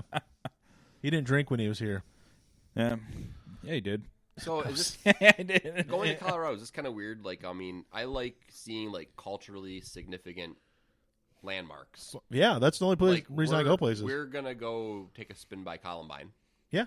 Because I like, would. I've seen so much news. Like, Columbine was the OG school shooting. Is that It the way was. to say it? Like, Yeah. the OG of the school shootings. But that hit me so hard because I was still in school at the time. Yep. I was thinking about a senior. There's a Roger Bannister of shooting. Like, I was a senior in high school when that happened, and then like I saw so much news footage of that school. Yeah. To where I feel like I've been there. I feel like I've seen that place because you see like the aerial footage. Oh, you yeah, see, no. like, the children walking away and stuff. Yep. It's like Oh, they were like your age too. Like I was out of high school when that happened. Was that 99? Was that when you were still? Because you were a little younger than me. oh shit, it might have been 2000, and I graduated in 2001. Either way, I was in high school at the I time. remember that. Like it was so creepy. Like my sister sent me. Like because remember everything was America Online. It was AOL. It was like here's his AOL profile, and it's like Dylan, and I was like, oh shit. And That's it, the like it guy. seems so like nowadays like you'd immediately be taking off everything like you Well, wouldn't it made me fucking feel like, because I asked Janine, like Janine wants to see, like she just wants to see it to put in perspective. Like we'll sit there in the car and we'll be like, this is where that like this happened at. Like that shit. Just like I like seeing that kind of stuff. Yeah. Whether it's good, bad. But then I found out they actually have like a memorial there that people go and visit. So that kind of takes a little bit of the stigma off of like, we're going to see Columbine. Yeah, like, it's like if you were going to go to Oklahoma City and like, hey, I want to see the building that blew up. Well, it's not there. You can't do that anymore. Yeah. But it's just Columbine. It's there. and people go to the Twin Tower Memorial, right? Like, I mean, Yeah, that's true. Ground Zero. yeah. Yeah, or the you can. There's a. It's weird that there's memorials for bad things. You think like they would just like. All right, just, nah. Well, I mean, realistically, think about it. No matter what, something bad probably happened to us about it. Even if it's like, oh, here's a plaque commemorating this Civil War battle. Yeah, something good happened for this side, but something bad happened for this side. Think about now it. you're seeing them kind of like try to like erase history. Yeah, I know. I hate Like it. even if stuff is bad, even if like stuff from like the South and the Civil War is bad, you need like future Reminders. generations need to know Yep. why this is bad. You can't Well, just, we've talked about that before on the show and stuff. Like people are like, "Well, Michael Jackson was bad. People shouldn't listen to his music anymore." Fuck off! If I like his music, I'm listening to his music. if he wasn't Michael Jackson, that shit's going away real quick. If he Yeah. wasn't the big like look at someone like who you know anybody that's a big Gary Glitter fan out there that's still like championing that? Well, I mean, they still play his song at some sporting events. yeah, but no. But I know what you're saying. No Yeah. one's gonna die on that Well, hill. I will say this: Gary Glitter is cut and dry what he did. Now, I'm not saying Michael Jackson isn't a pedophile, but there is some leeway. Some. Well, Some. technically, nothing. He's never been convicted of anything. Yeah, because That's kind of how you have to look at things sometimes. but He's there's a innocent guy until that did a proven video guilty. that kind of convinced me because a lot of people took cash settlements, and I don't know, man. I'm not saying the thing is, put it this way: if there was anyone on earth you could frame for child molestation to get money out of, it's Michael Jackson because he likes 'Cause he kids. falls in that same category. as We were Mr. talking about Rogers. the ice cream truck guy. Yeah.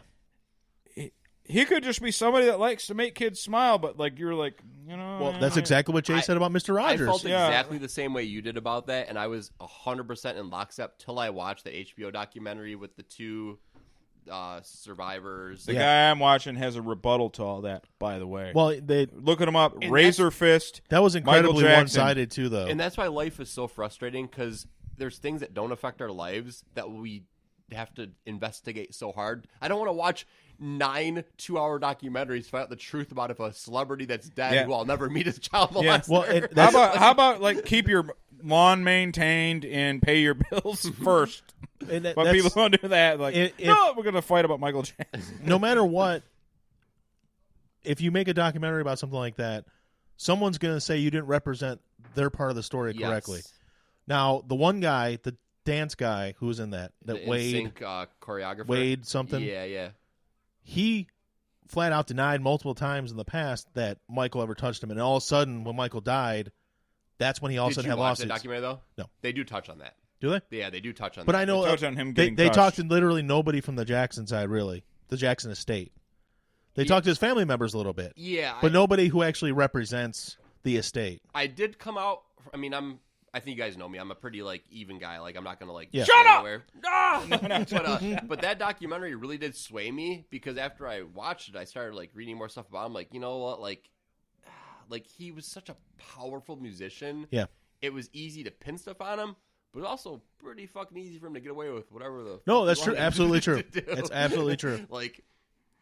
It's not just it was like some singer. It was the biggest musician ever in Yeah. fucking music. He was people like to give people scale of how powerful and big Michael Jackson was. He bought the Beatles. Yeah. Literally owned the Beatles. Yeah. Yep. Okay, think about that. He used shady tactics for that, though. Yeah, he did fuck his. He fucked over Paul. It was his friend too. Yeah. That'd be like Paul McCartney hated his guts. Do you remember when he released the black and white video? It was like this big event. Like you watched it like the It was Super on Bowl. Fox. Yeah. You watched like the Super Bowl, and it was like the uncut was like a 20-minute version. And they of had it. the dance thing at the end where he's bashing shit And then up. the Panther came out on the top after he morphed. Yeah. And it was the first morphing you saw, And too. George Wendt was in it. as George the Wendt dad. and Macaulay Culkin. Yeah. And, yeah, it was Well, great. Macaulay Culkin was in it because he was molesting at the time. Allegedly. No, I'm just kidding. Him and Corey Feldman are the two guys that are like, no, Michael Jackson never did shit. To Never. us. But I don't know how much money they got. Corey Feldman's also going to get murdered in our lifetime because he's trying to undo the sexual molestations in Hollywood. And him and Elijah Wood, right? he kind of backed off, but Corey Feldman. Yeah, that's why that album he had that came out flopped, because he's out to get those people. Yeah, or because it sucked. And I do feel bad because he's trying to fight the good fight, but he's not a big enough star to make a difference. If this was 1987, he might have a chance. He wants to make this his legacy, and he's just going to get killed. Absolutely. Yeah, they're just going to kill him. It's crazy. But you're right. If I know one thing about Hollywood, having sex with children is really, really important for some I guess so. Well, political office too. Oh yeah, yeah, that's true. The Epstein thing, that went away really quick because Popeyes put out a chicken sandwich. All that news. Oh no, That's funny. We almost had him. Oh, we almost had the political sex. Yeah, ring after in the our show's draft. over, Jay, we got a story. We got a story to tell. We'll tell you about that. But that's afterwards, funny that you said that exact thing. Oh no, that's our joke. Anytime something big's about, I'm like, just make sure no one's gonna put a fucking chicken sandwich out this week. Yeah, that news is gonna go away real quick, dude. It's you have no idea how that funny thing is. We're gonna tell you after the show. Oh, that's so funny. Because oh man, but yeah, the Epstein thing, like he was killed, and there's like pictures of someone that looks exactly like him back on his island. It's probably him. It might be. Oh no, you think that? No. Well, no. I'm going the opposite, where they fucking killed that motherfucker because he was vulnerable and he was gonna spill dirt on all those. All right. No, I'm not talking about that. There's a different thing altogether. Yeah, but you're probably right, but it's just funny that like they have these nerds on 4chan and these hacker sites. These guys literally build drones, and they fly when something happens. Epstein's Island. They fly drones and they put it on the 4chan because it's not like mainstream. Yeah, and you can. Any event that happens, they know about it first. These nerds, these hackers, and they have video of it. Even remember the mosque shooter guy, the New Zealand guy. Also the Pizzagate, and they have all of that there, and then the site gets in trouble and gets threatened. Now I've been on those sites and I lurk there. I don't really post because I don't want my IP ever on there. I've never been on those sites. But the thing is, what people misunderstand, they think that the killers themselves or the bad people themselves are there, like posting and everything. What happens is just those guys monitor everything. Like, look what this fucking idiot's doing. He's shooting. Like, remember the mosque guy in New Zealand he shot all those people in that mosque and videotaped it. Right? Yeah, and they had it. They had it going live. So because the guy wore a GoPro cam, he shot everybody and put a Facebook Live, and some nerd posted it there. What is their motive for all this? Just to be edgy or like? They just anything. Fuck. They call it a happening. No, please and don't a happening is just when something. Movie. The Wahlberg one. Oh God. When a happening could be any event, like when there's a mass shooting happening, you go on 4chan, it's first. It's just a bunch of people that have no like self control. It sounds like to like step back and be like, this isn't right. Like no, yeah, they have no feelings towards it. They'll post anything. They will post whatever they want. You put it this way, the cartels, how they murder and torture people, like the Mexican cartels. Oh, yeah. They'll put video on. They'll put the webums on there, and people are getting like filleted like a fucking steak, like their back cut off. I don't have the heart to watch it, but it's all there. Watch it. All there. Back in my day, we had rotten.com. Well, yeah. It's like Rotten times a million. But it's like they have it there when it's like banned from the internet, but somehow it ends up there. They have it. And those guys, any fucked up thing you could imagine is they can find it and they post it. I think maybe 16 to 18-year-old me would be super stoked on something like that. Yeah. But now I just want good stuff in my life. Yeah, I don't have the heart. I don't have the heart to view it no more. There's no fucking. No, I mean even just the time spent on that kind of stuff. I don't that.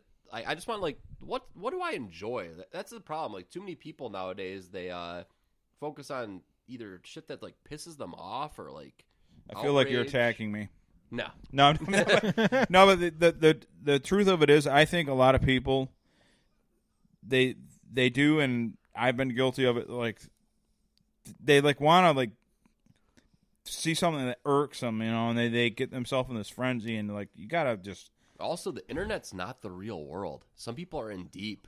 Yeah. Deep. Oh, that's It's absolutely like, true. Like you need to like realize like all those fucked up things that you're seeing. It doesn't even have to be like nothing bad. It's just like you're in this bubble where you're like seeing whether it's news or this, that. You step away and you go out in like the actual public sector. People are kind of rad. Yeah. Like honestly, like it's nice out here. Like the internet is convincing people that shit's normal, that's not normal, and that everybody fucking is evil and hates one another. Yeah, it's fucking wild. Well, the internet too thing is a lot of reclusive, sad people go there because that's their refuge. They don't have actual friends. Yeah, so they can go there and like, okay, I got this community of people, and they're on this forum. This is and they kind of like you said, it's a bubble. Like everybody's like me, and they just get more and more fucked up because they think it's all negativity. You can't like I don't have social media on my phone. Or you normal. I have it on here. Oh, yeah. I have to sit down on my desk and like look.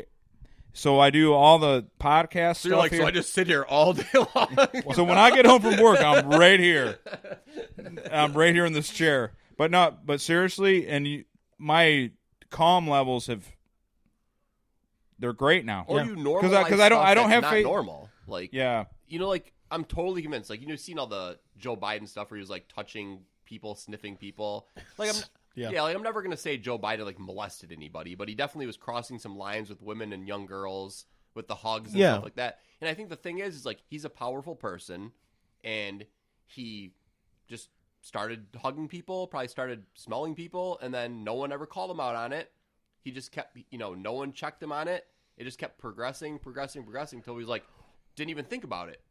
Yeah, well, I think you gotta, because me, even as someone like I'm an admitted like right winger, I don't think Joe Biden is a molester or a bad person. No, at all. He got really comfortable. I just don't agree with him politically, but he's not a threat to anybody. He has dementia now, so he's an old man. He's an old man, but he's not going to hurt anybody. He's not going to molest you or grope women or none of that. Well, he's trying to ride that Obama stink that he's got on him still into the fucking sunset, though. Well, politically, like I said, I'm opposed to him. That's fine. But he's not a molester or a woman grabber or any of that shit. I don't believe that at all. I also dislike Joe Biden. I don't like him at all. Yeah. I never have. But he comes from the old school, and back in the day when you would do,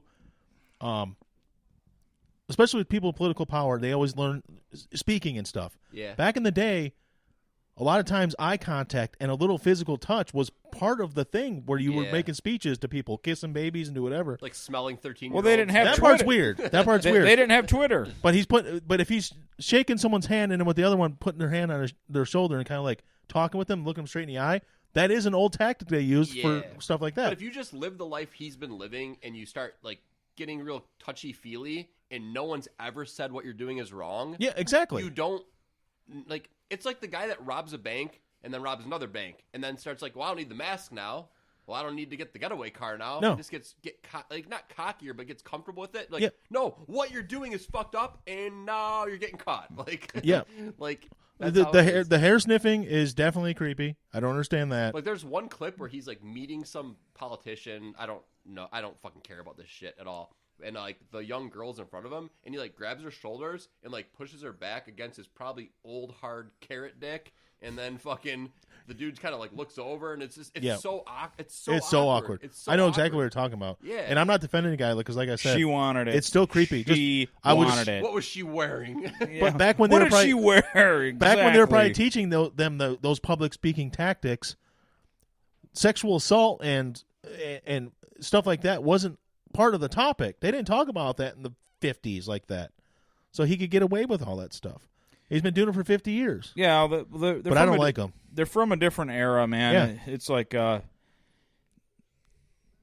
times change, tactics change. Like a theater actor, like a person that does theater is like super drunk, and they do this overly dramatic. Yeah, yeah, because they're not mic'd like we are right now with a good mic on them, and they got to really project their emotions to a live audience. versus an actor that's like sitting in with got a Zoom recorder and a super fucking sensitive mic. By the way, the funny thing is that Zoom recorder we had, that's like what Ron Howard uses. Is it really? For his shit. Wow, I didn't know that. Yeah, he hooks it up to his cameras, that Zoom recorder that we had. By the way, Hillbilly Havoc has that now. That old Zoom recorder until we get that Rodecaster. Well, you were mentioning the old school actors and stuff, the stage actors who had to project their voice. I may have mentioned it once or twice before. I don't know if you remember it, but I hate my own voice. Yeah. I don't know if you remember me saying that. Yeah, you've told me that. I've been saying it for like 20 years. Literally, I hate my own voice. We don't sound like we do in real life when you're recorded. Oh, I know. That's what makes it. Know the fucked up right parts? now, hearing my voice, I'm okay with my voice. When I hear it there, I fucking hate my voice. I notice it's fucked up because I listen to 97 to 1 sometimes. And Yeah. I listen to like the Valeni show. He sounds completely different. Valeni called in to the show before on his phone to Doug and Gator. Yeah. And it sounded nothing like him. But Well- it was him. Well, because I hate my voice, I'm always trying to find ways to not improve my voice, but project a little bit better. You need to talk higher. So I watched like videos of these people that you got to do the breathing and stuff. And there's these old school British actors, not even old school, some of them are new, but They said to talk British, just talking to British well, accent. they even newer ones like British schools, not colleges or universities, but just British primary schools. Yeah. You take a year of theater, no matter what. That's just part of it. You take theater, and it helps you with that kind of stuff. Hey, but they teach you this breathing where you breathe in through your nose for 4 seconds and then breathe out and let your diaphragm go for 6 seconds, and you do it repeatedly. He said 1 year of actual theater training, twice a week, you do breathing. That's it. So you're talking twice a week for 52 weeks. You just breathe. So that's like our handwriting classes that we would get. What's handwriting? Yeah, exactly. But That shit was whack. but This was going on the entire time you were but he- talking. It was so distracting. It was like a fucking ogre from Nerds 2 piss. because Mike's drinking a beer at a time. But look at that mug. Does he have draft beer in the kitchen? No, he's just pouring a can into it. He's got this mug that's like 28 ounces. He's like, I drink a beer. He's drinking one Do beer you at a remember time. like maybe 10 years ago, like the big thing was like the bar I remember was Rogers Roost. It was like mug night. Oh, I've never heard of that place. So you have to like bring your own giant mug. Yeah. And it would be like $4. Like I don't remember that. Yeah, it was like mug like- night. But the best part was Scatlin decided to bring the big gulp from 7-Eleven. Oh, Like, gosh. the big ultimate mug, which is what, like 64 ounces? or something? 64 ounces. Yeah. And just get a beer for $4 and that. Just drink those all night. Remember when they used to have nickel shot night? No, just kidding. No. That was a Mulaney skit from one of his comedy specials. But what was I going to bring up? Oh, I know Hey, you hate we can video. bring this up. Stones Malone is here. Hey, Stones. Hello. What's going What are on, you man? drinking? Sam Adams? Yeah. Oktoberfest? No. Just regular? Yeah, So Boston. we Cool. played your song on the intro, or the Batman song. Oh, nice. It sounded very good. Well, you're not into video games at all. No. Not at all. Not really. But it doesn't like, bore me or Well, we anything. always talk about video I'll games. just take it back to like shit that you don't care about, like Nintendo 64 games and stuff. Well, I was going to bring up game sizes because the new Call of Duty is coming out. Mm-hmm. Did you see the things for that, Mike? No, I The haven't. hard seen- drive space, like on PC.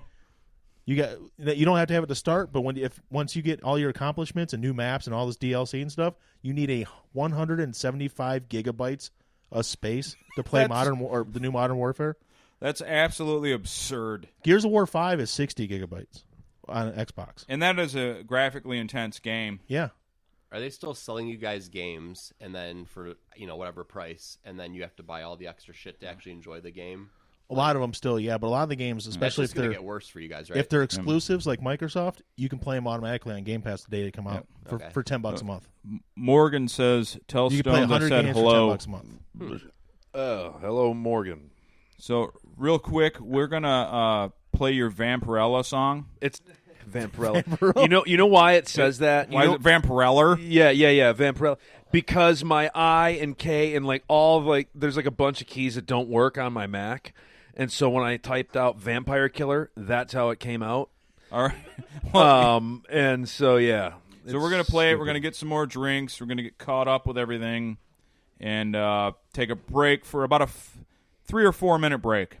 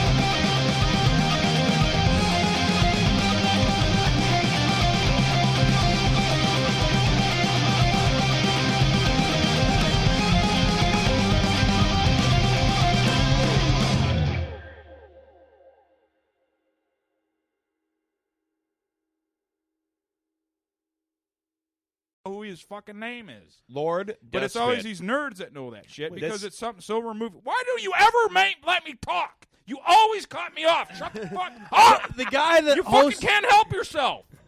Let me talk. I let you talk for 20 minutes. Then you cut me off. And now his phone's interrupting you. Then now your fucking phone's going. Go outside.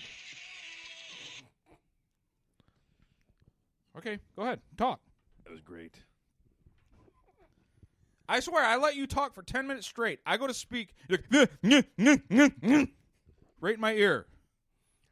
I was just saying that's the theory I was putting out there. Was Hey, my name's Mike. Hey. Well, after Shut up! 36, at least 36 weeks. Okay, that's me yelling at Frank. But before you, that was Stones. What is the actual name of that song?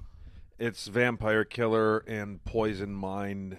Well, it's done very well. It's Castlevania 1986, the original Castlevania. It's stage 1.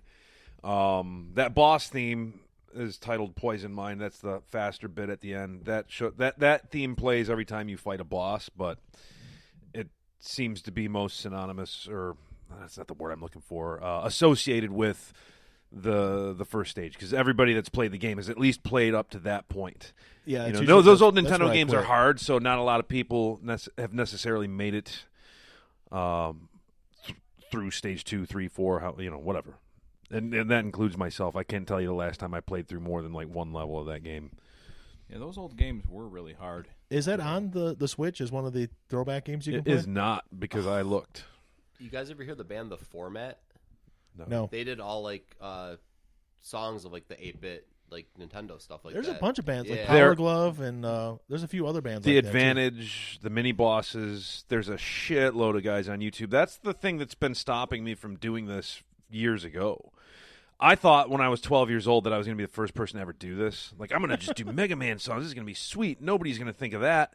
And everybody thought of that. And so it's just like, well, what the fuck's the point of me even trying? But now I'm just Did bored Simon's enough. Quest have a cool song? Oh, fuck yeah. Yeah, It had the best song. That's the one I think I'm Yeah. remembering that I thought was kind of like hooky and cool. It's There you called go. Bloody Tears. Has anybody know else the done name of it? Oh, a lot of people have done that. Oh, Yeah, really? that's like one of the most. That's probably that or the one that I just did. One of the two of them are like the most. I'd say Bloody Tears probably even more than Vampire Killer. I have a friend Eric who was in Scorn Deity and For Dire Life's Sake, who years ago did a bunch of these little Castlevania covers. I don't think he ever really put them out on like a release or anything like that, but he sent me the MP3s and they're actually really good too. Well, you kind of had a little spoiler telling us what you're going to work on next. Is that Yeah, most legit? likely that's going to be it. But you know how I flake all the time, and I don't keep my word. Well, on because you said anything. before, I think even on the show, that's like one of your favorite ones. It is, and I was going to do Contra actually before I did Castlevania, and then I decided, you know what, dude, I'm going to do Castlevania first because I want to do it right, and I want to make sure I get it done before Halloween. Yeah. If I do Contra first, then that won't happen because I didn't know how to play Do either Contra of for those. Veterans Day. Right, yeah, exactly. So I didn't know how to play either of those songs, so that meant having to figure it out and all this shit. Well, I already know how to play the Vega theme. I learned that a long time ago. Yeah. So, like the Batman theme, it was the same thing. So I cranked out the Batman one fast. I can probably crank out the Vega one fast, except for the fact that I don't. Like, I want to do it justice, and it's like a flamenco style song. Yeah. But I'm gonna try to make it metals. But I'll probably try to put some clean bits in there. I don't know, which will be Yeah, but how do you get like that flamenco style guitar using? on an electric. Yeah, you Yeah. can't really. That's the thing. I'll have to get a little creative because I don't have a flamenco guitar. And Although also, I where do you really get wish that I did. outfit from? This outfit is going to be the dumbest of all. Like the Batman one was just the Batman mask, but it was pretty obvious. Yeah. That I was thought Batman. It was a good video, man. No, no, they're all fantastic. And then the Castlevania one was a little. I went out and bought a hippie wig from Walmart for like $7, and then just chopped it so it wasn't down to my dick. And then I already had like the Viking fur and shit. I put my belt around my head as a headband. But for Vega, I'll probably just like take a paper plate, cut out some fucking eyes, and throw it around my head in a rubber band. I don't know what I'll do for the claw. I don't think I'll be able to really have a claw on while I'm playing the guitar, but we'll see. That for Street Fighter, you're saying? Yeah, That's a movie that deserves a remake. a movie. Definitely deserves a remake. Well, the thing is the actual Jean-Claude Van Damme movie was horrible, but It deserves an unmake. They did an animated one around the same time that was phenomenal. Yeah. I love that. Yeah, If you read like the Cracked thing, like Cracked, website about that, Raul Julia's just dying of cancer, and Van Damme's not holding back and just fighting him. Well, he had to Yeah. make the fight scenes look real. yeah. And Van Damme's just doing coke on the beaches with chicks Yeah, and like it's so other bad, extras. And Raul Julia's like, I'm Why fucking did dying. that Raul Julia fucking? I mean, it must have been just one of those things where it's like, you know what, I'm fucking dead in a couple years anyway. I'm just gonna fucking do. Or not even a couple years. It was pretty He was quickly. young, like, It was a paycheck. yeah. He must have been just But looking for the paycheck. like, no, the animated movie that you're talking about. I'm not a big anime guy at all, but that was sweet. And I actually had that on VHS, loaned it out to a friend years and years and years ago. Never got it back. I think it made its way out to California. I never saw it again. I but was out of the room. What movie are you talking about? Street Fighter. Oh, Street Fighter 2, the movie, He brought up the Van Damme movie, which is great. Yeah. and Mike No, brought up no. the animated. It's greater if you think about that he was coked up the We entire were time. just talking Yeah, about that's what you that, just and now mentioned. he's beating up a guy Sorry. that's dying of cancer right in the middle of everybody. Well, because there's one that they show on one of the free streaming things. Like, because I have a Roku TV, and they have like the Roku channel and some other crappy ones. But they show Street Fighter 2, the movie, which is the animated one. That's what they're saying. That's what you're talking about? Okay. That's really good. You know what's fucked up about this is kind of like an aside, but like when you think about like the concept behind Street Fighter 2 or whatever, you had like Sagat, who was from Thailand, did Muay Thai. Ryu did Shotokan karate. Dalsim with the yoga bullshit. Yeah. And they had a Brazilian in that game. Yeah. Who was a fucking animal and just electrocuted people and just like did like impossible like animal moves. Completely ignoring the fact that like Brazilian Jiu-Jitsu existed, like I even know. back then. Yeah. But what are you gonna Like- do? How can you make that a video game? You could fucking easily make. I mean, you made a guy electrocuting people with his hair fucking But I'm into a talking thing. about like he would just was he gonna pull guard? You know? Well, yeah, well, you could do. You could exaggerate it and do some shit. Like, they don't throw fireballs in karate, but it's like based off of certain movements. They Yeah. could have done something You're where like Indian, a guy you stretch your jumps on hand his out head and and smack cranks you. his Yeah. neck or something. Well, they kind of did memes of after Gabriel Gonzaga knocked out Crow Cop. They did some Blanca memes because he was Right. savage and Right, right. That's my aggressive. favorite UFC moment ever, by the way. I'm happy you referenced that's that. one. That's definitely one of the we, top. we thought he died while we watched that. We're like, this is fucking incredible. Yeah, he came pretty close. That His was fucking knee got destroyed because when he Well, I didn't passed know, out from the blunt force head trauma. His fucking knee just folded. and you didn't know a guy that was that big could lift his leg that high to kick a tall guy in the head. Well, that's the thing. Like it was a great knockout because of how brutal it was. It was also a great knockout because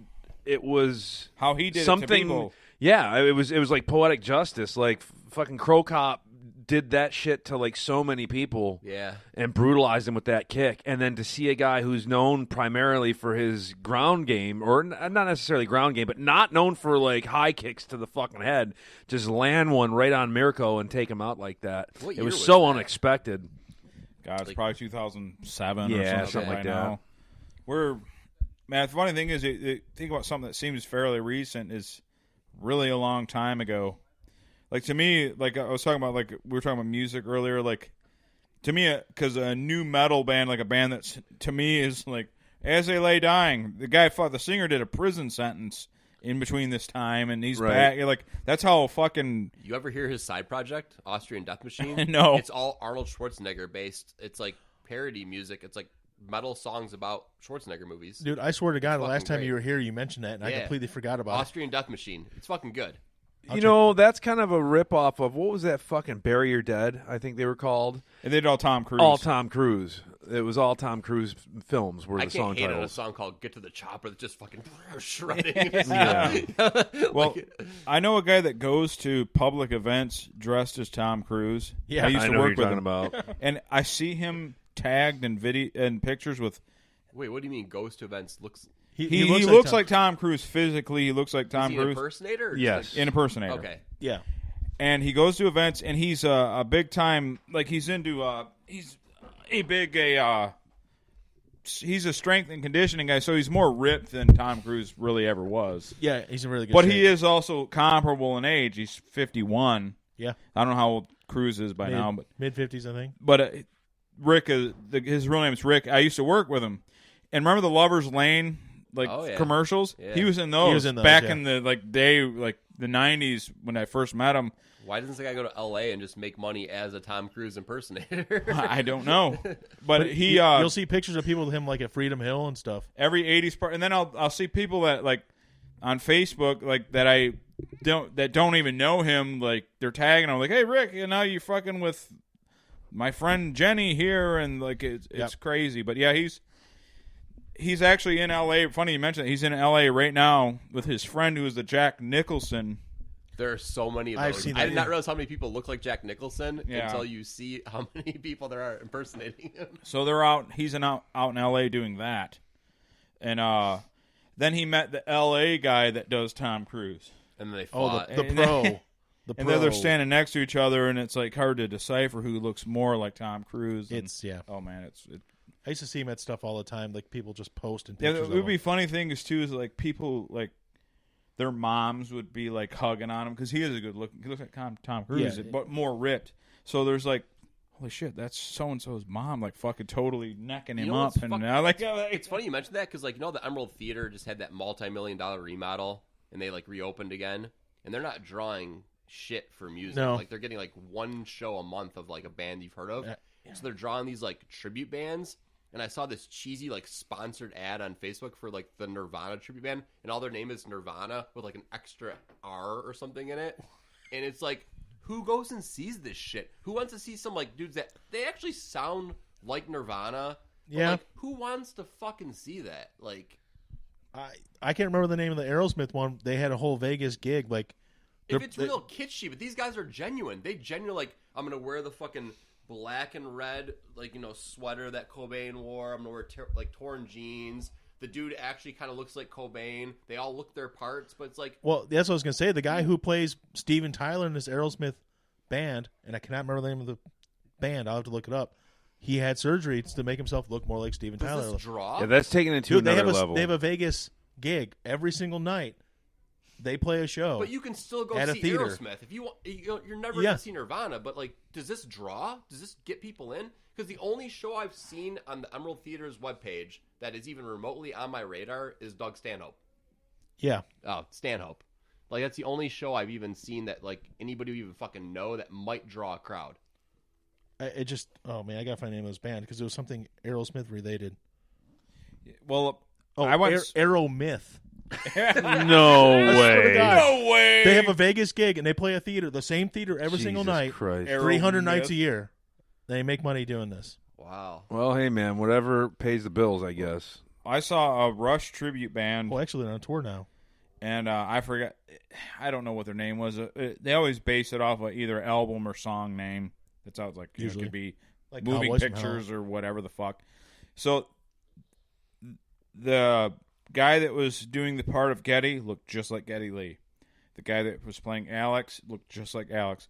But the drummer looked like me. He was a big fat guy. And it just, but the funny thing is, he could play the parts. That's probably the top prerequisite. Is like, okay, someone that can do Neil Peart's shit. Oh no! Oh no! I gotta see it. Wow, he really does. Does he fall off the stage just as good at this point? Well, He had work done on his face to look like an ugly man who looks like a grandma. Well, the thing is, so like, there's a 300-pound guy playing Neil Peart. the thing is basically. about the, but like, if you're playing Neil Peart, you can kind of hide behind like a massive kit, and no one really sees Your you. Anyway, 108-piece so you drum kinda- But he played the parts yeah, perfect. He was a phenomenal drummer, but yeah, he was a fat fuck like me. And it just didn't work. It just like for the visual. Rush is so rad because they got criticized for being boring when they were like playing back in the day, and then like in the 80s started putting like washing machines and dryers on stage, and they're like, Yeah. like why are there washers and dryers on stage? And the guy's like, oh, when they did a review of us, they were like, you're as boring as watching laundry. So the backdrop's all washing machines behind them while they're playing. I'm like, that's fucking awesome. Yeah, they were. Well, the thing about Rush is it's what happens when ultra nerds like pick up instruments. Like They weren't doing it to get pussy. They all had like wives and like lived a really like clean life. They didn't drink. Rush did nothing. Yeah. No drugs, straight edge, and they didn't. Also, they didn't promote themselves as straight edge. Like I don't drink, I don't. They just were. Just were they? Yeah, and being Canadian helps for that though, a little bit. The Kiss toured with them, and he's like, that was their first tour. And Kiss was like, Gene Simmons was talking about this. Like, are the guys in Rush gay or not? Because it was so foreign to him, like dudes that don't like get pussy. To not be raping people all the time. Don't get pussy. Like, well, the thing is, Kiss also, besides Ace, Kiss also was another band that didn't drink or anything, but they were puss hounds. They fucking fuck chicks like crazy. Ted Nugent too. Yeah, Ted Nugent again. He had a vice. His vice was women. But Rush didn't have a single vice. Like, they didn't do the women. They didn't do anything. So Rush was the ultimate nerd. So, like, they just went out there and it was like trigonometry. I'm going to show you how to solve this music problem here. Yeah, they were like the musicians' band at the time. You know, it's the same. The Dream Theater is the same. I was going to say, you can't play that shit fucked up. You can't. You can't play that complicated, super progressive technical stuff that like other musicians just totally jack off on. And Rush is actually better when they stray away from the heavy stuff. Like when they get more like just like quirky and like there's like Passage to Bangkok. Yeah. Like that song's fucking awesome. Like it's like got these like little weird like Middle Eastern notes and shit. It's fucking weird. Yeah, they were like I had the Rush's greatest hit tape because I'm old enough to have tapes. And I always play that song Subdivisions. Oh yeah, I fucking love that song. I never, dude. I probably the only Rush songs I know are like the handful of songs that they are famous Tom for. Sawyer or whatever. Yeah, Limelight. I could never. I fucking hate Free that dude's Will. voice so much, and the music really? doesn't do shit for me. Like because I used to drive around with him a lot, and he'd listen to Rush, and I hated him. And like over the last 20 years now, I like him. As I got older, I liked them more. Yeah, there are bands that like that like Fleetwood Mac's a band that happened to me with. Like I fucking hated them when I was a little kid. I don't know why, and like now I'm like, yeah, they're pretty good. But like Rush, for whatever reason, I just like. You can go, I don't I never care. realized how many records Fleetwood Mac sold until you look up like the all-time Rumors is shit. Rumors it's is up there. Crazy, like them and the Eagles. I never realized that. Well, same thing was like ABBA, the Swedish band. Yeah. Like they're not now, but there was one time where they like outsold Michael Jackson and the Beatles, and you think like, I know ABBA was a thing, but I didn't know that they were like the top band. Yep. They were number one at one point, like That's in fucked the up, world. Too. Talking about earlier, like the Cobain stuff with Nirvana, like how big Michael Jackson was. You're talking about like, the molestation stuff. Nirvana's came over and just like knocked Michael Jackson out. It's like, what the fuck? Like, well, anytime a new trend pops up, the pioneers of that trend will overtake whoever. You know what I mean? So like Nirvana. ABBA, that like it's all dated by today's standards. Although Nirvana, I think, really kind of still holds up. But when you got people like spearheading like a whole movement at the time, that's just gonna fucking skyrocket. I was someone that when grunge was out, I hated it because of the people that liked it, and I just didn't. I wasn't being like a nonconformist or anything. I was just like, I'm just not into this shit. The people that like it, I don't. But as I'm older, I'm like, I guess it's like a soundtrack of your time kind of thing. And I was like, so I hear like, and the one band to me that like reminded me of that time in my life when I was like happy in my life, even though their music was dark, was Alice in Chains. So like I think like when Alice in Chains was out, I was like when I first started getting jobs and I was going to the gym, and they always play that at the gym I was at. They played a lot of Alice in Chains and Bush, that band, even though I don't care for Bush. Yeah, I never liked that. That's kind of, I think, for most of us, there's still the stuff, the music you like that you heard from when you were a kid and stuff, but your formative musical years are like 12 or 13 to 18 years old. Yep. Yeah, and that's when that like 1990 to 1995, like 5-year span. You forget like all these things were equally popular, like Nirvana, Michael Jackson, Garth Brooks, Metallica, like all these like weird like. And if you're going back 90, Poison and those bands were still popular at that point. Yeah, it's like which is sick. But if you look at the charts, there wasn't this thing where it's like Celine, even like Celine Dion, shit like that. Like all that stuff was like big at the same time. Where now it's like it's all the same shit is popular, like the same genre. Music sucks, or generic popular music now. The stuff you see in the charts It's just like Sucks. the way we have music come out now with like Spotify and all that. There's so much now that once one thing gets big, like he said, something spearheads it. It's just everything rats along and cradles on it. Like I know I've ripped on the woman multiple times, and I'm sure she's a nice person or whatever, but like I just don't get how like people like Cardi B get put in how does like she has her own shit, and then like anyone else who's popular, she's in their video. Like they have they do the like.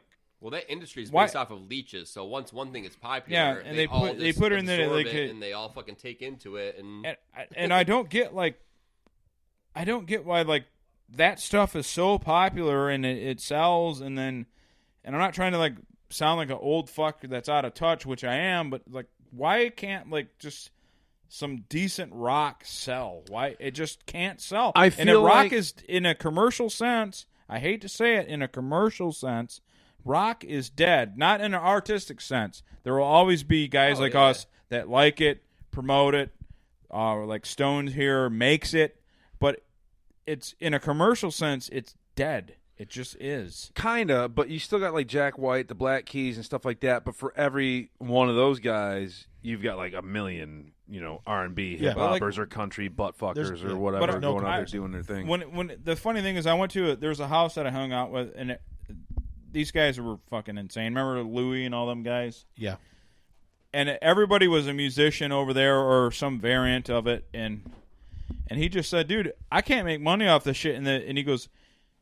And he wasn't a fan of the band, but he goes, even Puddle of Mud is playing like Clutch Cargos. And I was like, yeah, dude, like rock can't make money. Like Puddle of Mud was all on the radio, but they were playing like a theater, not a stadium. Well, most of the rock stuff just doesn't sell, man. My theory is, and I'm just coming. This is like 15 years ago. I'm coming up with this off the top of my head, but like you can't dance to rock. Really, right? No. So the shit that gets really big, it's the shit that you can listen to in clubs. Okay, people want to dance, and you've got like your hip hop, R&B, and then you got your country bullshit. Okay, that's the shit that like gets country people does moving sell really in well. fucking clubs. And since the internet, just like with everything else, just like with video games, TV shows, the internet changed everything. Now we have Spotify and YouTube Music and all this shit. So there's so much available for people who are into good shit or like a variety of like have an eclectic taste. It's so spread out now that like everybody can listen to everything that isn't on the radio. Like that's true. The radio caters to the people that don't have that eclectic taste. So the shit that you hear on the top, you see on the Billboard charts and shit that's actually people are still buying or paying to download. Like real smart people with good taste aren't paying money to download anything or buy anything. I guess I could just break it down real quick right now. What do you think the IQ of the average person? Oh shit! Here we go. That likes no. You think I'm going one way, but I'm telling you. well, what is a rap and country person that really into it IQ versus someone that likes Rush? Well, I don't think it's fair to lump those two together at all either. But I'm talking about they're not the same type of person. But I'm talking about they're like just basic, like, yeah, man, I love country. Rush isn't accessible, though. It really isn't. Like, if I was going to show, like, a friend who I know is really into rap, I'm not starting at Rush to get him into rock music by any means. No. Well, you got to start. Well, the thing is to get someone into, like, I always talk about, like, metal.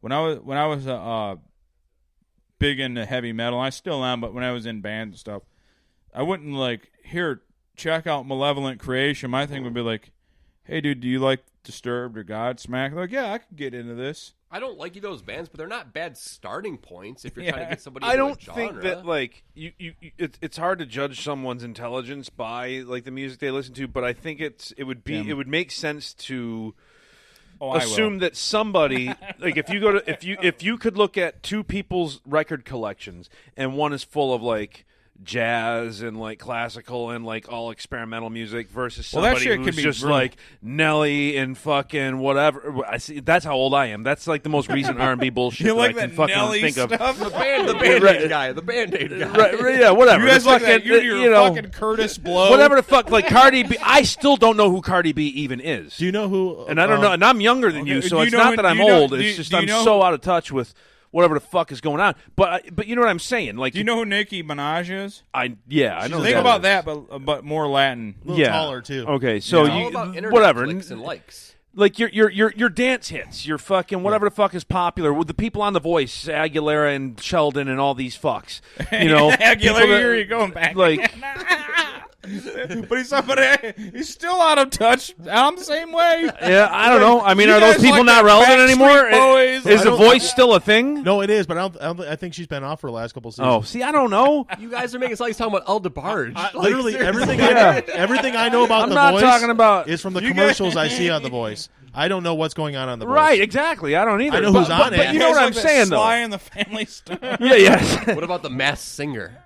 Oh no, that's okay. I don't know. But to be fair, there are like super high IQ geniuses that don't even like care about music at all, like because you know what I mean. So because it's too emotional. or and they only like dumb shit because that's like I flex my brain enough when I'm trying to figure out like equations and shit. I don't Can need you to really fucking explain try everything you like, though? I Right. really can't. Some stuff, it fits my personality. Some stuff I could tell you I'd like, and you'd be like, why do you like that? I'm like, I don't know. Well, I really don't know. Well, I told you earlier, I'm shitting on everything.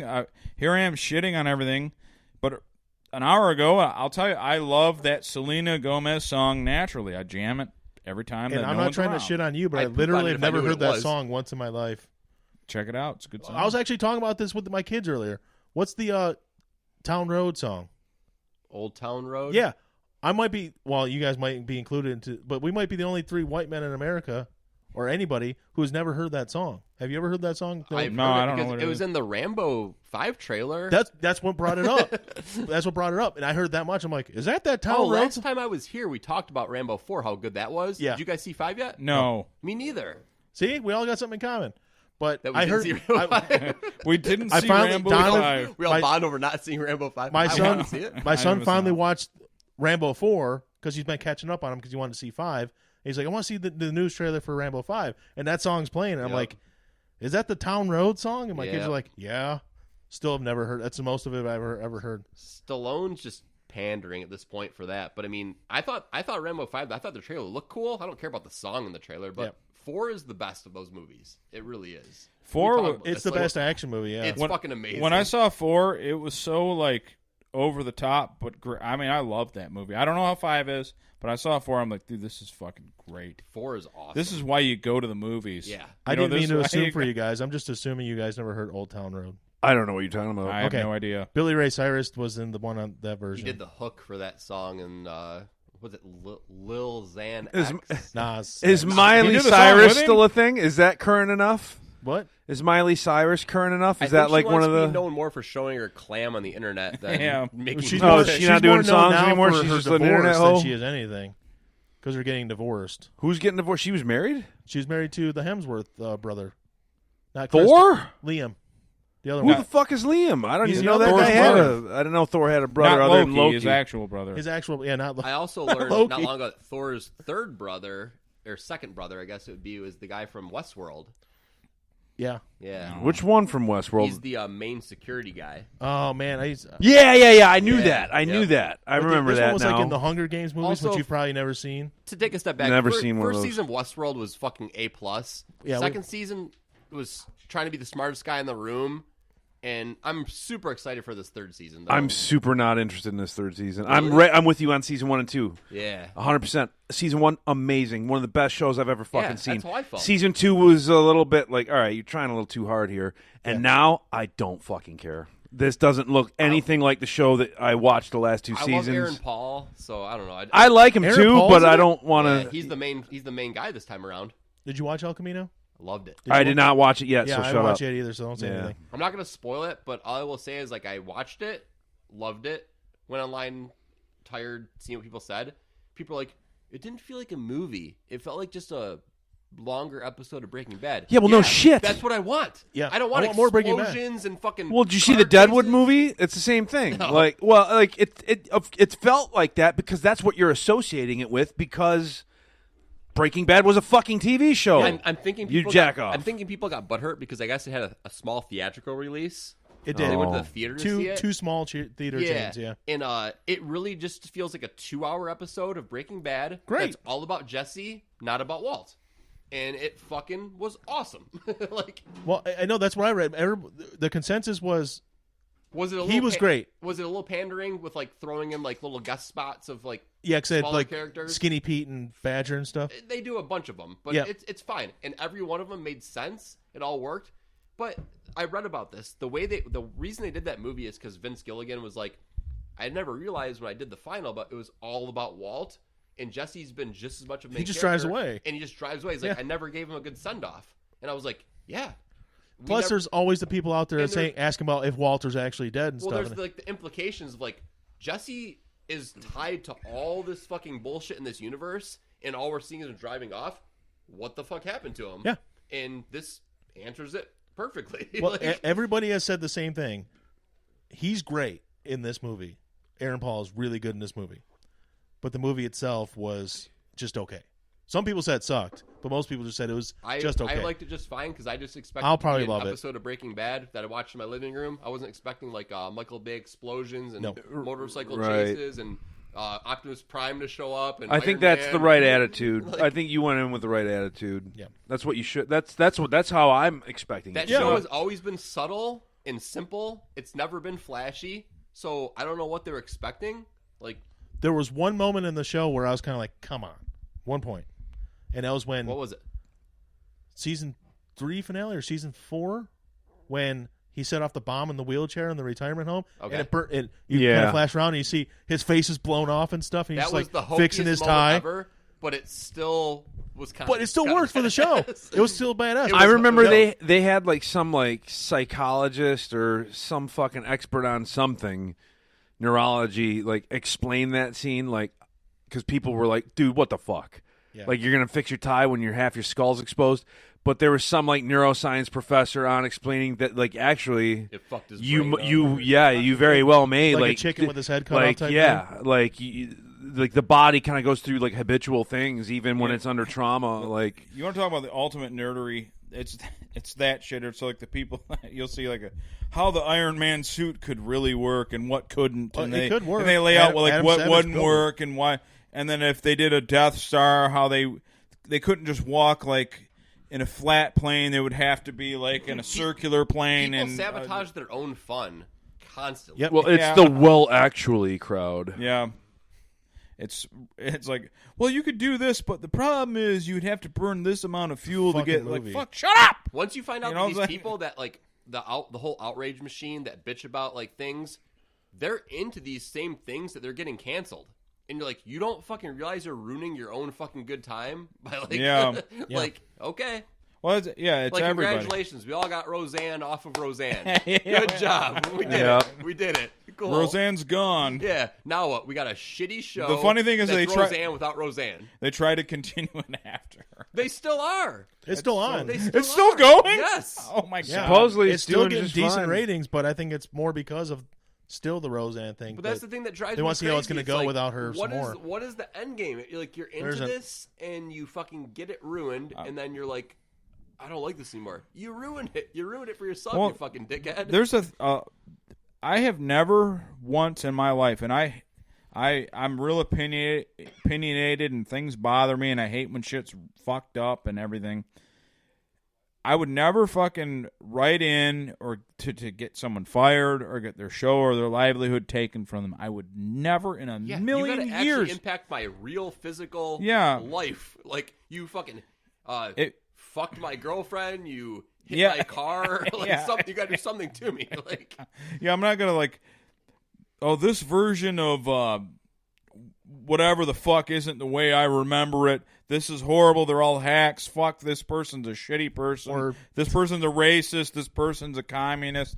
I would never do that to somebody because it's their livelihood. They need it to like function. Well, Everything doesn't have to be my view of the world. Or look at Homeboy that was the director of Guardians movies, and then James Gunn. yeah. that shit was so ridiculous because he was like, we talked about my tweets when I was hired. He disclosed everything. Yeah, I told them all about this and everything was cool. But it's like, it's Disney doing Disney. Like, let's please these people for a minute, wait for the next big shit to fucking happen, then we'll rehire them back in. Yeah. Like, it's all so fucking phony. Well, you're talking about people complaining and trying to get stuff changed and stuff. We've talked about it. I don't know how many times on this show, season 8 of Game of Thrones, people Oh, signing yeah. petitions to get it erased from history and remake it. Yeah, that's well. Okay, so you have that end of the spectrum, which is like the people that just like, I don't like it, fix it. And then you have the moralists that are like, you fucking, you're a piece of like the grandstanding soapbox fucking. Yeah. You said something bad once in your life in a tweet, and now I want you fucking ruined. Like I'm assuming that everybody's seen the Dave Chappelle like. Oh yeah, I yeah. still we not talked watched about it, Sticks yeah. and Stones. Yeah, so like the whole that's you know. I know about it. So it's like the moralists. Oh, yeah. And then like the entitled people, and then you bring those two together because they're often, they're not always mutually exclusive, but that's the culture in which we live now. It's woke culture. It's the age of entitlement. It's everybody has to fucking ruin everything. Have you seen look? I got a 4-year-old son. Yeah. I had to go to YouTube to show him fucking Looney Tunes because he didn't know who Bugs Bunny was because they can't fucking show Bugs Bunny anymore because it's too fucking violent. It's like, dude, I grew up watching all that shit, Yosemite Sam and fucking, Taz and shit, but it's not on anymore because, Unless you pay for you get an Boomerang. anvil dropped on your head or somebody, some kid might fucking tie his brother to a piano and throw him out a fucking window. It's like, Yosemite get Sam, the you fuck out of rude here. Goddamn. Do you guys watch the new David Spade show that's on Comedy Central? No, I haven't It's seen it. pretty fucking good. It's him doing his David Spade shtick, but one of the episodes he had Bill Burr and Jim Jeffries on as Okay. guests, and they pretty much just said everything Matt just said about like that shit. And Bill Burr's like, yeah, dude, it's like we fucking personify a person with one thing they said or did, disregarding all the other fucking things about their life. So it's like, let's go through their history real quick. Okay, they saved a fucking cat from a tree. All right, fuck that. They helped an old lady cross the street. Nah, fuck that. He said N-word one time in a tweet. That's it. This is him. Yep. This is fucking him right here. Everybody, this is him. Yeah. Let's get him now. It's like, and then you get him off the air. And there's so like South Park, like Trey Parker and Matt Stone said the perfect thing. It's like, we're bigger than this. Chappelle's bigger than this. You can shit on that Chappelle comedy special all you want.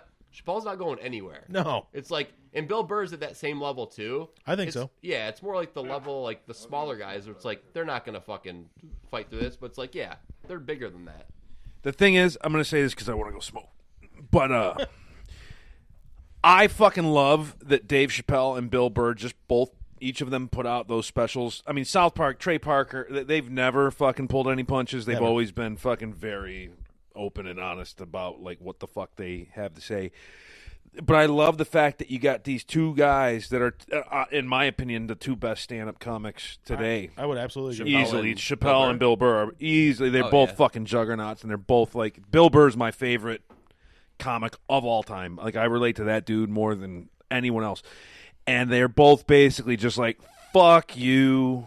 this whole like woke culture shit. Like I love the fact that they're out there, and this is a black guy who's a Democrat and a fucking pretty left leaning dude that are out there like taking a piss out of Me Too and like all this fucking. You need I'm not those one of big these guys names, that's though. like, oh, I hate political correctness. It has its place to an extent, but it's just like, dude, this is out of control. You can't be. It's like, if you did it like the Chappelle bit that I mentioned, I'm gonna go through your whole past, and if I find anything wrong ever that you ever said, that's it for you. Like I'm fucking ruining you. Like that is what it is. And like the whole Me Too movement, like how Bill Burr was talking about. I was starting, with the Weinstein shit. It's like, oh my God, he was doing that. Oh, really? And then it turns into like Aziz Ansari. It's like. He was late on a date once. Fuck him, and then I was raped. Like what? Yeah. Like that's Aziz set that movement back so hard because Aziz did nothing wrong, and he apologized because he's such a Like a boy. fucking pussy. like a bitch. Aziz is like, if I offended anybody, I'm so sorry. It's like, dude, you did nothing wrong. Don't set this whole movement back by apologizing. That's why Trey Parker and Matt Stone are the fucking shit because they do not fucking apologize. And there's lower guys like Michael Ian Black, who's like the same way. Michael Black, like, I'm not apologizing for fucking shit I said. And did you see Adam Carolla on the roast of? I heard about it, yeah. That was the best. He's like, he didn't even fucking roast him, but he's like, you know what? All you guys are fucking pussies out there. He's like, if you have anything negative to say about anything we said on the stage, go give your emotional support dog a fucking reach around. He's like, this is our safe space, you motherfuckers. Yep. Yeah. The thing is, I am a free speech absolutist. Even the worst thing you can imagine, even something that makes me mad, like I'll think to myself, dude, you fucking. You know what makes it go away? What? Don't worry about it. Yeah. Don't give it any attention. Don't listen to it. Yeah, if it's something that bothers, and the funny thing is, like, well, you shouldn't be offended. That's not the right take. I get offended by things. The thing is, you can't be offended by something and then then bitch about it and try to make it your political activism or your personal mission to fuck this guy over. Like, oh yeah, this fucking guy just said shit about me and people like me, but whatever, man, it's his right. I'm not gonna. I'm not gonna cost anyone their job. Do you feel like it takes a lot to get you offended, like to really like hurt you at your core? Because it takes a lot. Like, you know, back in the day, you'd be like, somebody like, your mom's a fucking whore, and then you get mad, be like, wait a minute, you don't fucking know my mom. Yeah, like, yeah. What do you? Yeah, if you think about it logically, if they never even seen your mom, they wouldn't have wouldn't even know. knowledge Or- of it. Or in my case, That was my a great mom noise you literally, just my mom literally met my dad at 18, and it's the only man she's ever been with, so it would be completely Yeah, wrong. but maybe it's just like My mom now, had one boyfriend before my dad, and they got married when she was 19. So maybe it's it's like just the same like thing. knowledge you garner as you get older. But it's like, if my friends or people want to talk about fucking my mom as an insult, cool. I know you didn't. So Yeah. But and also, your mom's a great person, yeah. so maybe they're making out. Like maybe like you didn't. So I don't know where this is going. Yeah. yeah, back when you were a kid, that was like the worst thing you could say. You'd be like, "Oh, your mom's a whore." You could Like, tell people to get off your property if you want. get off my property. Country. Like, I guess the only thing that could offend me is if someone I know personally divulged something I said to them in confidence publicly. I would be hurt, but I wouldn't be offended. I would just Actually, be like, it's why funny did you you say do that, that, man? Like, why did it's funny you say that because I actually found out my trigger. It's repetition. It's when you just keep harping on the same fucking thing that's not dude. funny, or you think it's an insult, and then I just fucking lose my cool about that. Like Yeah. like it's like you can call me a fag. Okay, cool. Call me a fag. Cool. Call me like 30 times. If we're going on like 15 minutes, if you call me a faggot, I'm just getting annoyed now that we're still going. You're starting to physically hurt my ears here. Yeah. Shut the fuck like, up. But there's man. nothing you can say like, oh, hey, I fucked your mom. You didn't, so that's not really offensive to me because you don't know her. But my mom wouldn't fuck you anyway. So the only thing I can think of that on any kind of social media that I saw this year that actually legitimately pissed me off, where I had a comeback, was when that guy insulted us on the Wes Watson video. Yeah. That's the only thing that pissed me off for real. who the fuck is Like, Wes fuck Watson? you, guy. We've talked about this several times, but Wes Watson has a really interesting YouTube channel. He's an ex-prisoner, and he's an Aryan Brotherhood or ex-Aryan Brotherhood, or I don't even know what his status is, but he's Not a Peckerwood, though. yeah. Not a Peckerwood. That's another thing. Anyways, he's prison lingo, man. He's huge because he's a fitness guy. He's a motivational guy. Now that he's out, he motivates people to get in shape. And we thought he was really cool, but we were telling his story. But then his fans came onto our YouTube. It's our top rated video ever. Yeah. And his fans started going, he didn't say that, you mother. And they started correcting us. And I'm like, dude, this is exactly. They also said we suck. And then Brian got pissed off because they were like, his fans were accusing us of putting out disinfo, and we were quoting him verbatim. Yeah. And that's the first time I've seen Brian like pissed off. Well, like, even that and Brian's kinda- like, it fuck was- you, man. I'm like, Even that was more mock, anger than anything. But you still, weren't actually, I wasn't man. actually angry. But I don't care. Say whatever you want. Most of the time, I don't get angry about stuff. Or if I do, I, internally, and I compartmentalize it, and it's gone. It takes a lot to get me fucking like. It's not worth it. Like, I get pissed very easy, but I don't get offended. You Yeah, I have the guess right there's to be offended. That's the thing. Everybody has the right to be offended. You do not have the right to be not offended. You don't have the right to have your ears protected against anything that Oh, might, you that's know what I what you're mean?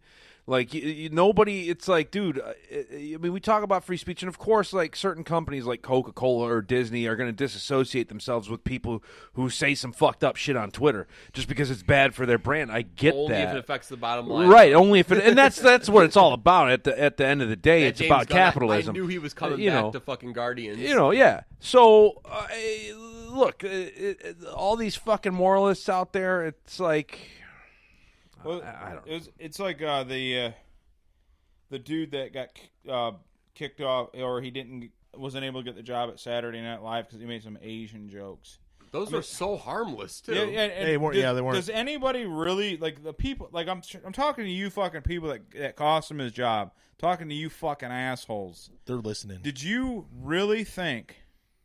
Do you really feel better about yourself that he doesn't have a job? No, at they Saturday Night Live? probably do, because that's their whole they purpose. pat themselves on the back and they move on to the next one. Like, remember all the statues? Like, we can't even acknowledge like Columbus or anything. Yeah. Like, it's insane. Like, it's totally Yeah. insane. Well, and the most interesting thing about that Saturday Night Live guy was, the thing I found out from that was, Rob Schneider's part Asian.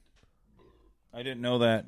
I don't know what part, Yeah, I have but no it was like idea. he's like, yeah, he's part Asian. I'm like, what? Rob Schneider is? And that's what I found out from that whole situation. Was Schneider defending or offended? No, he was defending him. He said he has every right to say whatever he wants. Yeah, I was like I know Schneider was kind of, or he was at one point kind of a Trump guy or whatever, but that doesn't mean he's like going to be cool with everything. Oh, a bunch of them, though. I mean, like, obviously Norm Macdonald said. I know one girl, I forgot what her name was, but one of the more recent Saturday Night Live girls, when she got hired, like when she went to interview for them, she wisely deleted every tweet. There's an app that deletes like all your tweets. Yeah. And she went through and there was like she had no tweet. His smartest thing you can do. Yeah, but it's smart, but it's sad that you have to do that.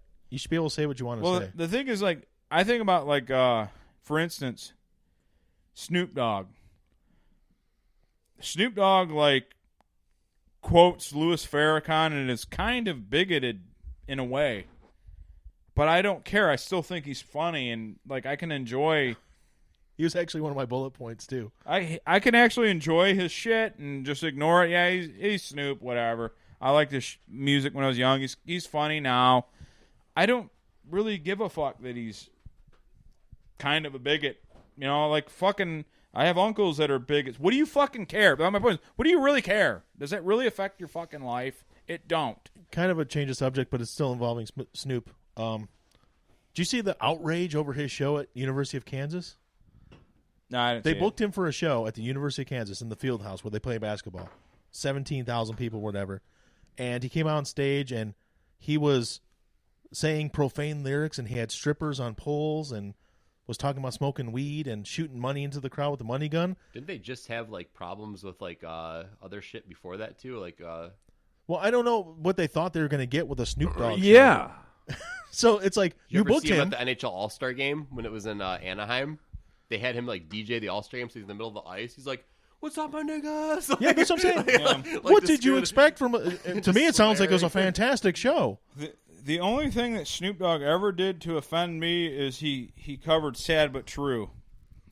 You ever see that? No, he didn't. No. Well, on the Metallica Icon tribute show, thing. yeah. They had Snoop Dogg sing "Sad but True." So you had like all these like contemporary like hey, I'm the one. it was worse than what you're doing. Like Think of they Shatner doing this think of song. like they had like all these contemporary bands play Metallica songs. Some of like all Actually, like, I remember that now. and then they because had it Snoop do "Sad but True." I remember that because Limp Bizkit did Sanitarium. Yeah. and it was actually pretty awesome. Limp Bizkit, you can say what you want about them. That was probably the best. They did a song. good cover of that.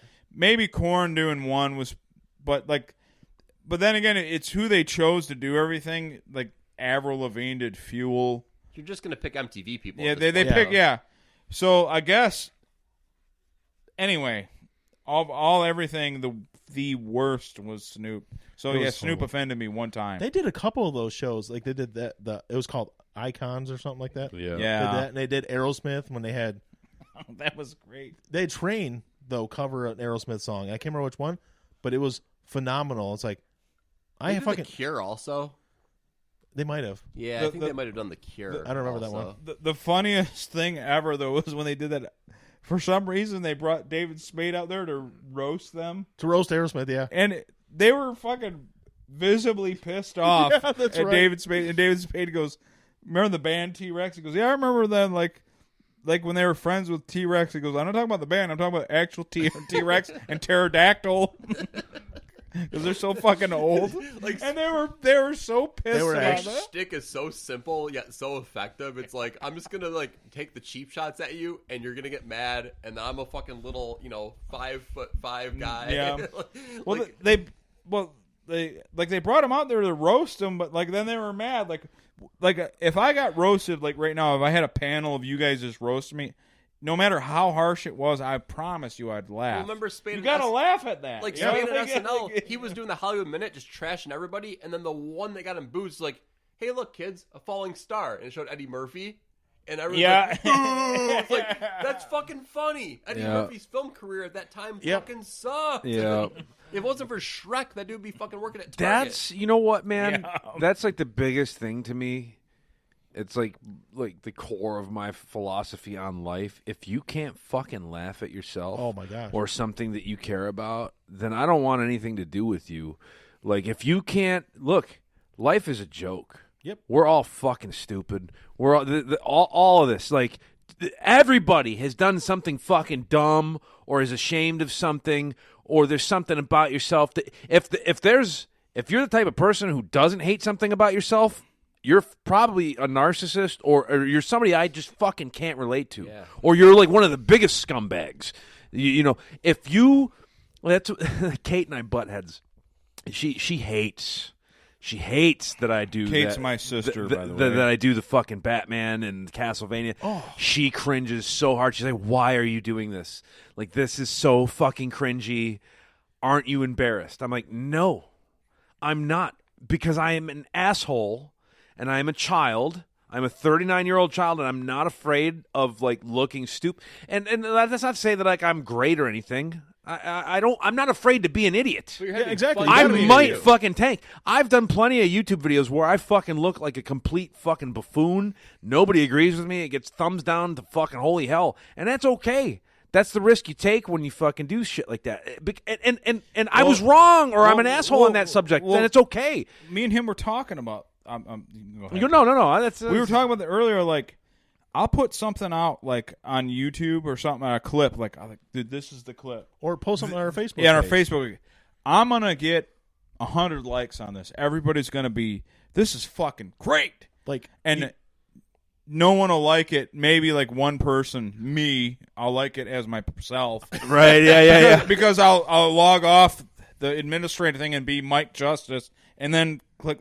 And like, dude, what's your last name? well, who cares? But I'll like, well, Yeah, it's it's on the for my back. fucking first. It's on the Oh this yeah, page now. that's right. But and I'm like, I'm like, this is the greatest thing ever, and no one will like it. Like, no one. There's stuff no I one. post they'll I think it's is the a dud. funniest thing I've ever read. And then I'll put out something that I'm just like hungover. Which And I'm like, you've okay, talked I'm about on this before. page. We got to do something. Brian, what should I put? And like, and I'll put it out, and me nor Brian will think anything of it, and everyone loves it. Dude, after and watching like after watching shit like Tosh.0, it doesn't make it. There's no sense to this anymore, because there's a girl that like got a Chewbacca mask on at one point, like a bigger lady that left the store. oh yeah, I But saw it's that. Just, and then that took off and made her a fucking millionaire. Yeah. She I had remember a that. Chewbacca mask on and made noises. She was in her laughing car. really yeah, hard, just laughing with the Chewbacca mask, and she has more money than all of us in this room combined Dude, now. Jim Carrey. Do you think if Jim Carrey was self-conscious about like, oh, I might look like an idiot, We'd have no. he would have Jim Carrey. never fucking done any of that. Nope. Like Mike, I mean, I know I'm like the biggest Mike Patton fanboy in this room. Like Mr. Bungle would not exist. You know, like if that. Oh, I'm going to See do the these reunion crazy shows they're doing. Yeah, in, fuck. San I wish Francisco, I could go. LA, and New York. Yeah, with a really good fucking lineup Oh, too. yeah. God damn it, Cattle Decapitation is going to be with them. Fucking hell, dude. Those are like my two favorite Even if vocalists Scott of Ian all and time. Lombardo are playing Yeah, with them. I know. And Trey Spruance is still playing with them. Fucking Scott Ian's just like an addition. Yeah. Like he's not replacing We're just anybody. nerding out right now. I But guess. like, yeah, like. But anyway, I know who Scotty Ian is. I do But like that, that's the guys. thing though. Like, like nobody. And I know cattle decapitation. You can't go out on stage and perform or do anything like you can't.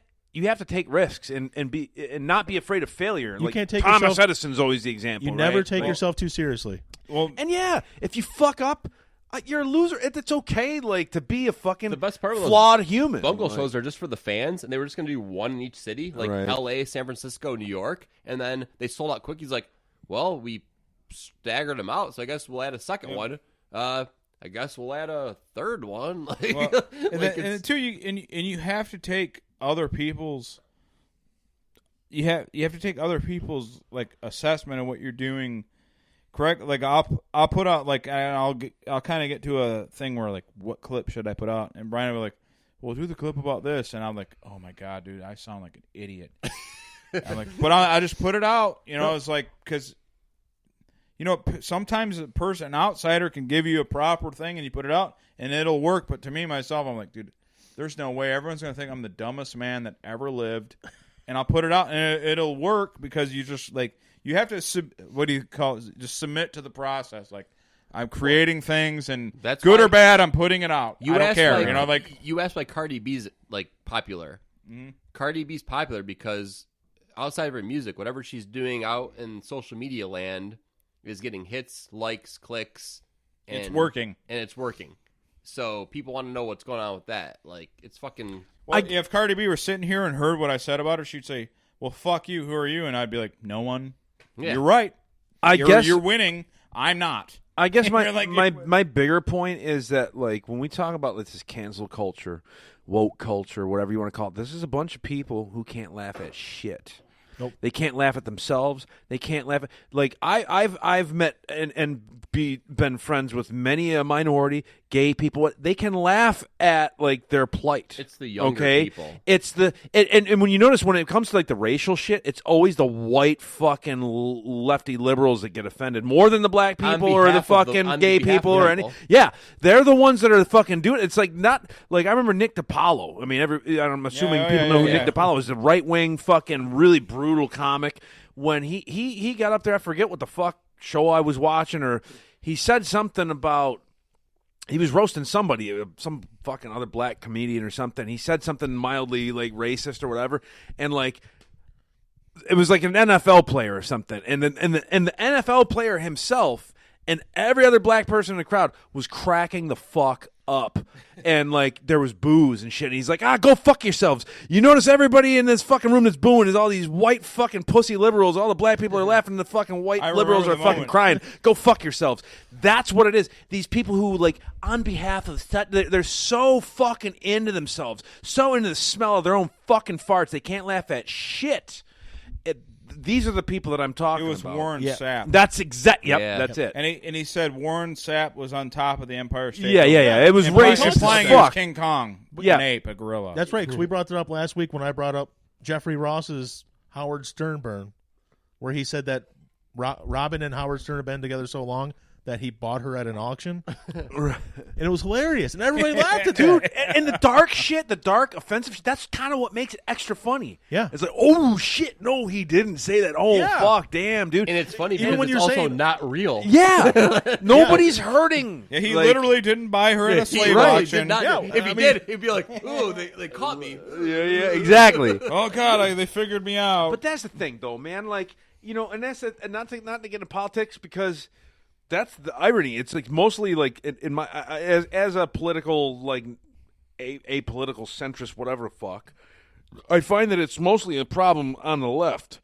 But the guy sitting in the fucking Iron Throne right now, the White House, Mr. Donald Trump, strikes me as one of those guys who can't laugh at himself. Like he can laugh at everybody else. We talked But about like, yeah. I didn't say that it was perfect. My conversation was perfect. No, I never. Like, fuck.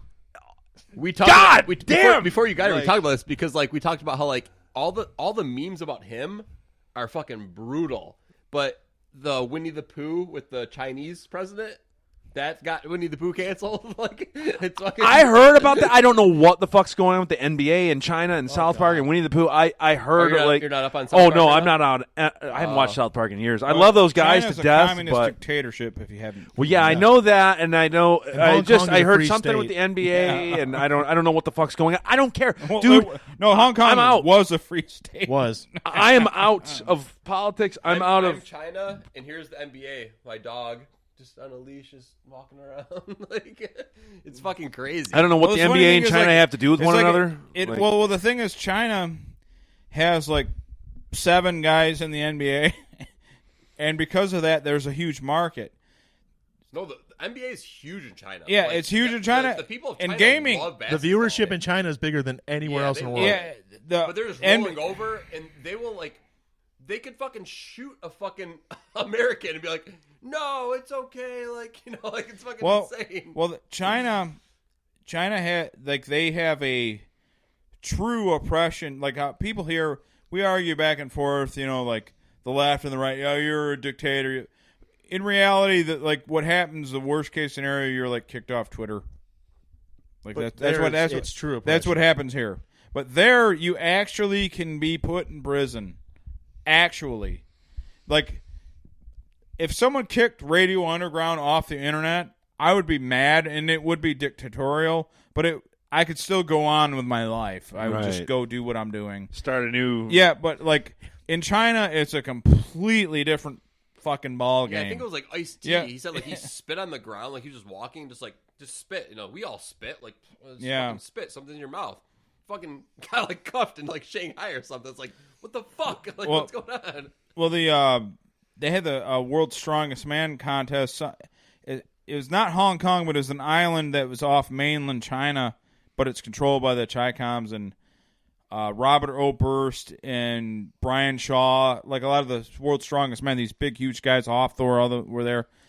What, Some- Magnus? Yeah, like guys like that. Yeah, something happened where there was a disagreement between a Chinese guy and one of the strongmen, and it was no big deal. It was just like a little argument that happened, and the fucking soldiers came in their bus because they were all in like a tour bus and everything, and Robert Oberst, he's like, I'm 6'7", 365 pounds. He goes, I felt powerless. I was like, what are they gonna do to us? Because like one of the, lack of a better term, one of the white boys was arguing with a Chinese guy, and it got ugly quick. And they were fucking like, he's like, are they gonna kill us? Are they gonna take us all to jail? He goes, I'll fucking never go back there. He goes, because it got ugly quick. All of a sudden, there's soldiers and shit swarming us. What's in China that you really want to see anyway? And they were doing What's well. the point? They were there, and that's another fucked up billion thing. and a China, half fuck people. you, because you had people there as a guest, and you have someone there as a guest. You treat them right. You're supposed to do that. And these guys were there doing, yeah, and they immediately like surrounded these dudes, and they were. You're not wrong though. Like we take that for granted. Like, I mean, Matt's sitting next to me right now. If I just fucking shot him with a gun into the head and killed him right here, and I just take off, it's gonna take a little while to get solved, but it's gonna get solved. Where it's like in China, it's like that might just be protocol. Yeah, you know what I'm yeah. saying? Like there's it's fucking Well, weird. if it's government sanctioned is the issue, and the Well, even like it's not. It just depends. Like, are you like? Do we want to solve this? Is this Yeah. worth solving for the greater good? yeah, it's bothersome, man. But anyway, like Sorry, you said the greater good. the greater good. Makes me think of How Hot about Fuzz. the That makes me think of Hot Fuzz. Hot Fuzz that is such a great movie. It's all for the greater good. I feel bad because everybody that I fucking respect their movie opinions on love those movies, like Shaun of the Dead, and I liked Paul the most. I liked Paul also. But and I've never seen Paul. and I don't really like Shaun of the Dead, Hot Fuzz, or Hot Fuzz is one of my World's favorite movies. End. World's End was weak. But Hot Fuzz is I one of my thought favorites. Paul was fucking hilarious. Paul is hilarious. Seth Rogen being the voice of the alien Perfect. couldn't have been better. The whole movie. That's the best voice of an alien. Bateman in it was great. Yep. Yeah. Hater also. Oh yeah. Yeah. Oh my god, I forgot Bill Hader was in Yeah. it. But yeah, China sucks. You guys are getting banned from China right now. Oh no. Yeah, Great. Oh my God. There goes a listener. There goes our Chinese listenership. We did have Singapore people listening. That is, We had it in Singapore, Indonesia. I can look at oddly enough, I swear to God. But yeah, I don't know, man. I don't get it. Like the issue, the big issue is the NBA and gaming, like Blizzard. We were talking about like World of Warcraft. And Yeah. The America and Europe, we're not the biggest market anymore. We're not. No. At one time we were.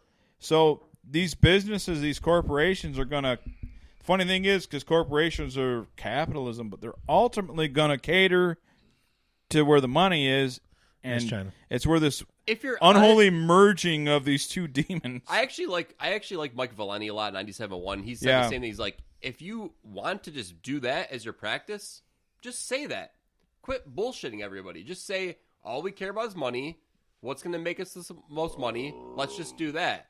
But when you fucking try to like have people like, Steve Kerr and Popovich come out and be like, yeah, we really know what's going on in China, but look at what Trump's doing over here. It's like, no. We're not talking about Trump right now. We're talking about the fucking goddamn Chinese Yeah. government. Two people who you Like- know- like yeah. it's totally different. Like, shut the fuck up and just talk about this. Like, you can't just use the tit for tat all the time. Yeah, we need. We're looking out for our best interest, which is the money from here. Yeah. And just say And that. then, you know what? And there's something to be said to just like I said, there's worldviews that I don't agree with. But if someone came out to me like, "Hey, I don't like you, and I don't like what you think, or anything, because I'm a communist and this is what I want," I might not agree with you, but I'm like, you know what? At least you told me that. You're not fucking beating around the bush. There's a weird respect for that, and I feel that way about The Rock. The Rock's like, I just want to make movies that make money. Yeah, that's great. Okay. It's fine.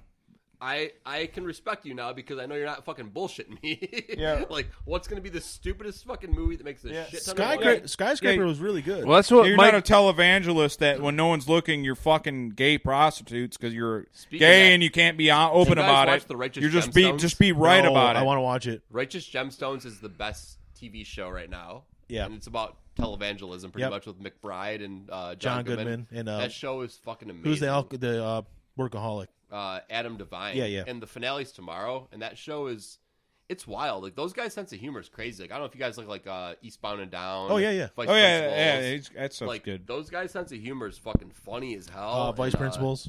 Did you say McBride, that? McBride's like one of those dudes where it's like, I want to have a beer with him. Like, Hell yeah. yeah. That dude's Absolutely. fucking funny. Something. Oh, you walked over there like something was broke. Oh. Did you guys see that guy in England who wants to be a first cyborg?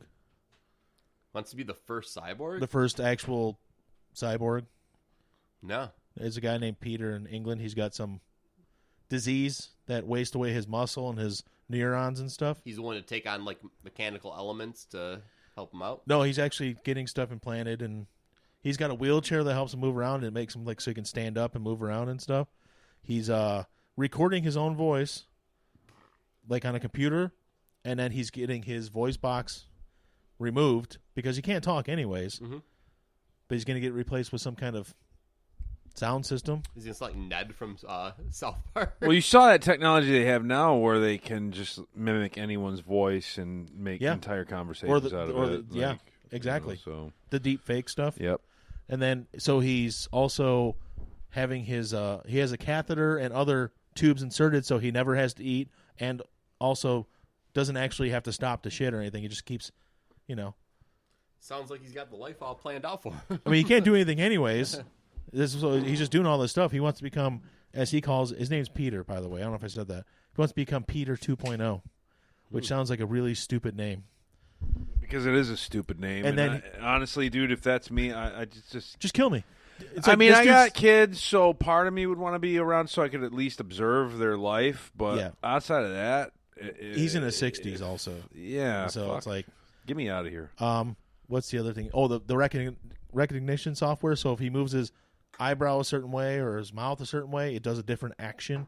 He legitimately wants to be a cyborg. It's fucking weird.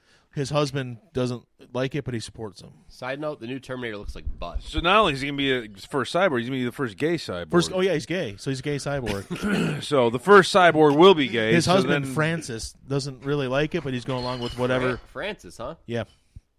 So that's a real thing. This guy's actually paying the money to become a cyborg. He was a doctor beforehand. So It's crazy how little I know about the world.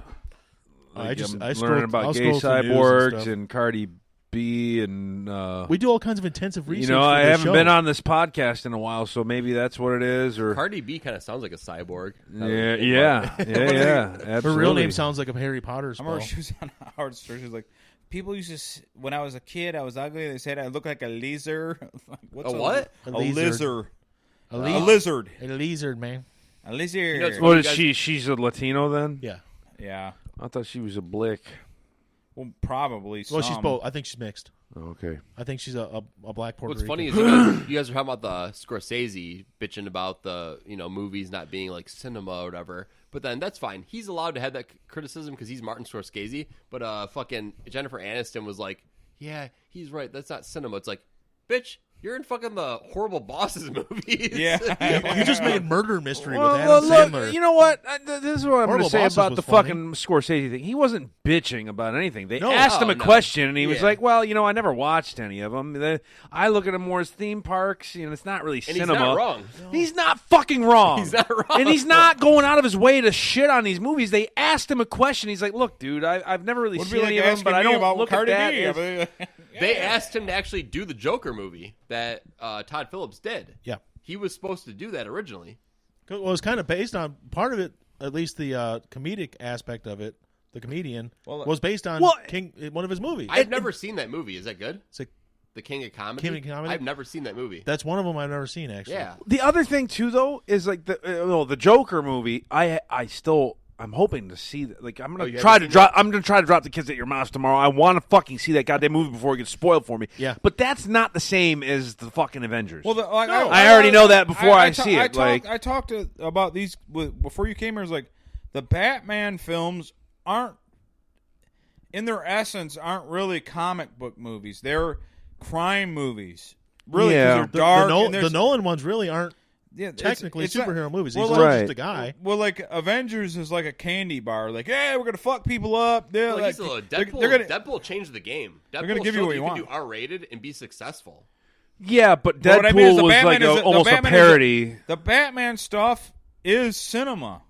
Yeah. And by Scorsese's definition, in my opinion. Right. Oh, I agree. And I'm not saying the Nolan stuff for sure. Yeah, just dark. I'm talking about the Nolan it's stuff. artsy. It's everything. My thing is, it's not the Avengers. It's not the Avengers. Is my the point. outrage over Scorsese's comments is another fucking example of this. They're not calling for him to be fired or anything, but it's this outrage What are they culture. gonna fire him for? How dare he? Well, he's Martin fucking Scorsese, asshole. He wrote, like, dude, he's like one of the fucking greatest directors in fucking Hollywood of all fucking time, and he dared to call the MCU kind of akin to a theme park. And it fucking is, dude. That's what it is. It's designed. And I watched a clip earlier, and I posted on my Facebook. I watched a clip of Robert Downey Jr. on Howard Stern. We talked about that. Too. And Stern was like, well, don't you think he's like a little bit jealous? He's like, no. Why was Stern goading him so hard? Because Yeah, and he's like, do you really think Martin Well, that's what Scorsese's Stern does. jealous That's Stern. of like what we're doing? He's like, no, and yeah, I disagree with him, but no, I understand what he's coming from a different place, man. He's like one of the fucking greatest directors of all fucking time, Yeah. and he's talking about comic book movies with fucking bro humor and like fucking CGI, like as Taxi theme Driver is park better than rides. Ant-Man. It's better than Ant-Man. Taxi Driver is better than Ant-Man. Like, I hate. Yeah. The first time I watched Taxi Driver, I was like 18. I hated it. It's better than Ant-Man in the sense that, like, if you're a film buff. Yeah. I But if watched it you again want last year, I loved fucking, it. like, a thrill ride and just a good time and fun, stupid fun, Ant-Man might be better than fucking Taxi Driver. like turning my It mind depends off on what you're sometimes. fucking looking for. We were Exactly. talking about music earlier. Like, yeah, Rush is technical and, like, it's the musicians band and stuff. But, goddamn it, Billy Idol... now I'm really showing my age here, but or fucking Nelly or fucking whatever. No, go back to Billy Idol. That Because electric light orchestra. I just talked about this. Billy Idol's music is timeless. Yeah, It well, sound- like, it there's- can be, yeah. He still has those punk rock chords that hold up to this day, and it's fucking solid. But you know what I'm saying? Like, so or Rush like, is Scorsese and Billy Idol is the MCU. Well, yeah, exactly. But there's nothing wrong with fucking like just digging on some fucking shitty pop music or whatever. Yeah. Like the Like Naturally Ramones. by Everybody Selena loves the Gomez. Ramones. They were just shitty fucking pop punk. right? Who? I mean, the Ramones. Like Yeah. it was simple as fuck. There was nothing much to it musically. But look how many people they inspired, there's a too. place for it. People or there's love a 'em. place for fucking Miley Cyrus. It's okay to like that shit. You know, I mean, I don't fucking like it, but like, not everything has to be Dream Theater. No. Not everything has to be fucking. He's gonna say Citizen Kane, You right? know- Is he gonna say Citizen You Kane? weren't gonna Like, compare it to I'm Citizen I Kane, was were you? never going to say Citizen. I saw that movie once and I fell asleep. We were Same having way. the same argument earlier. It was like everything doesn't have to be Citizen Kane. No, I've seen it twice. I did the same thing. 20 I years saw apart. Citizen Kane like maybe 10 years ago. That was the only time I've ever seen it, and I never need to see it again. You Has know. anybody seen Bad Lieutenant? I watched that for the first Harvey time. Keitel. Yeah. Yeah. I watched that Oh, for the never first saw time. No, it, I've only but- seen the Nicolas Cage sequel, Bad Lieutenant, Port Yeah, of I Call, didn't New understand Orleans. why that was it's like a sequel and a remake at the same time. But the Harvey Keitel I never one actually was- saw it. I was joking. All I know about Bad Lieutenant is that he jacks off on a windshield, right? Is that Bad Lieutenant? Yeah. he I remember there's a jack off scene where he's got some chicks in a fucking cop car and he jerks off or something. Yeah, and he definitely does heroin. Like that doesn't. He's a do- really bad doesn't- lieutenant. Yeah. Very bad lieutenant part 2. He doesn't really do heroin, but there's a girl in the movie that's like playing a model or something that he does heroin with, and that chick that he's doing it with is like a huge heroin addict who's like a really pretty girl for the time who just fucking died in her early 30s of like Like the actress is an actual heroin. Yeah, Like she's a like a junkie. legit Now I heroin need to addict. know. It's fucking wild. But no, I never watched Bad Lieutenant. No. It was, and I like Harvey Keitel a lot. Like it's fucking. Speaking of Taxi Driver, he was in it. Yep. What's his character's name? So in it's that? Jodie Foster. He was Jodie Foster's pimp. That's all I remember. Yeah, he has a fucking weird name. Roscoe or something. Something like Let's just that, call him yeah. Roscoe. It's funny, dude. Like I was watching something, dude. Because my favorite movie of all time is The Terminator. Like Yeah, that's good my movie. favorite fucking movie All time? of all time. Well, I mean, it depending. I mean, if the Big Lebowski's like right there, but I mean, you're talking two apples and oranges, Yeah, different yeah. genres. But like The Terminator, I think I've watched that movie more time. I never get sick of it. So, but I was looking up something because I'm thinking of doing like some music from the movie or whatever, and so I'm like YouTube and stuff, and somebody did like a fucking tear down of the Terminator and how like Arnold's racist because he pushes the black guy at Tech Noir out of the way first, but doesn't do this. I mean, oh my fucking god! Like we're talking about a racist cyborg in 1984 at this point. What about in part Killed 2? All he mostly did was white people. Who's the only people he hurt in the second movie? White bikers. So hey, Well, he killed he killed mostly women, or he was targeting a woman. He Well, killed I'm a okay bunch of with Sarah that. Connors. I can't think of any black people I he don't killed in the know, second man. movie or hurt. But that's what's funny though. Like he murders women because he's trying to get to a woman specifically. But they're like talking about he shoved a black guy at Tech Noir, therefore racist. It's like well, it's a murderous cyborg who is killing people. See race. But he shoved a black guy, so fuck him and fuck this movie. Yeah. What the fuck? Or like people like talk about like horror films. How do you take yourself that seriously and be such a fucking joke at the same time? I don't know. I can't muster up any fucks for the new Terminator at all. I don't care. Yeah. Not a single fuck. No, I'm. Yeah, Don't even it's- care about it. It's a dead. That fucking series died after 2. Yep. I don't care about anything that happened after fucking Robert Patrick. Well, according to them, this is the direct sequel Yeah, to 2. no, I don't. But give I a don't shit. care. I don't give a shit. And Terminator 2, we talked about it before. One of the greatest movies ever. Terminator 1, your favorite, but Terminator 2 is objectively It's one more of the accessible. greatest movies ever. Terminator 1, I prefer it too to 2. But if you were asking me like what's like the greatest pop culture, what hit it, what made people like change GNR people, back soundtrack doesn't hurt at all. made people think about nuclear war, Terminator 2. Terminator 2 was the bigger like genre. Huge it, deal. it was a bigger movie, and it was just as good. It was the Citizen Kane of cyborg. Right.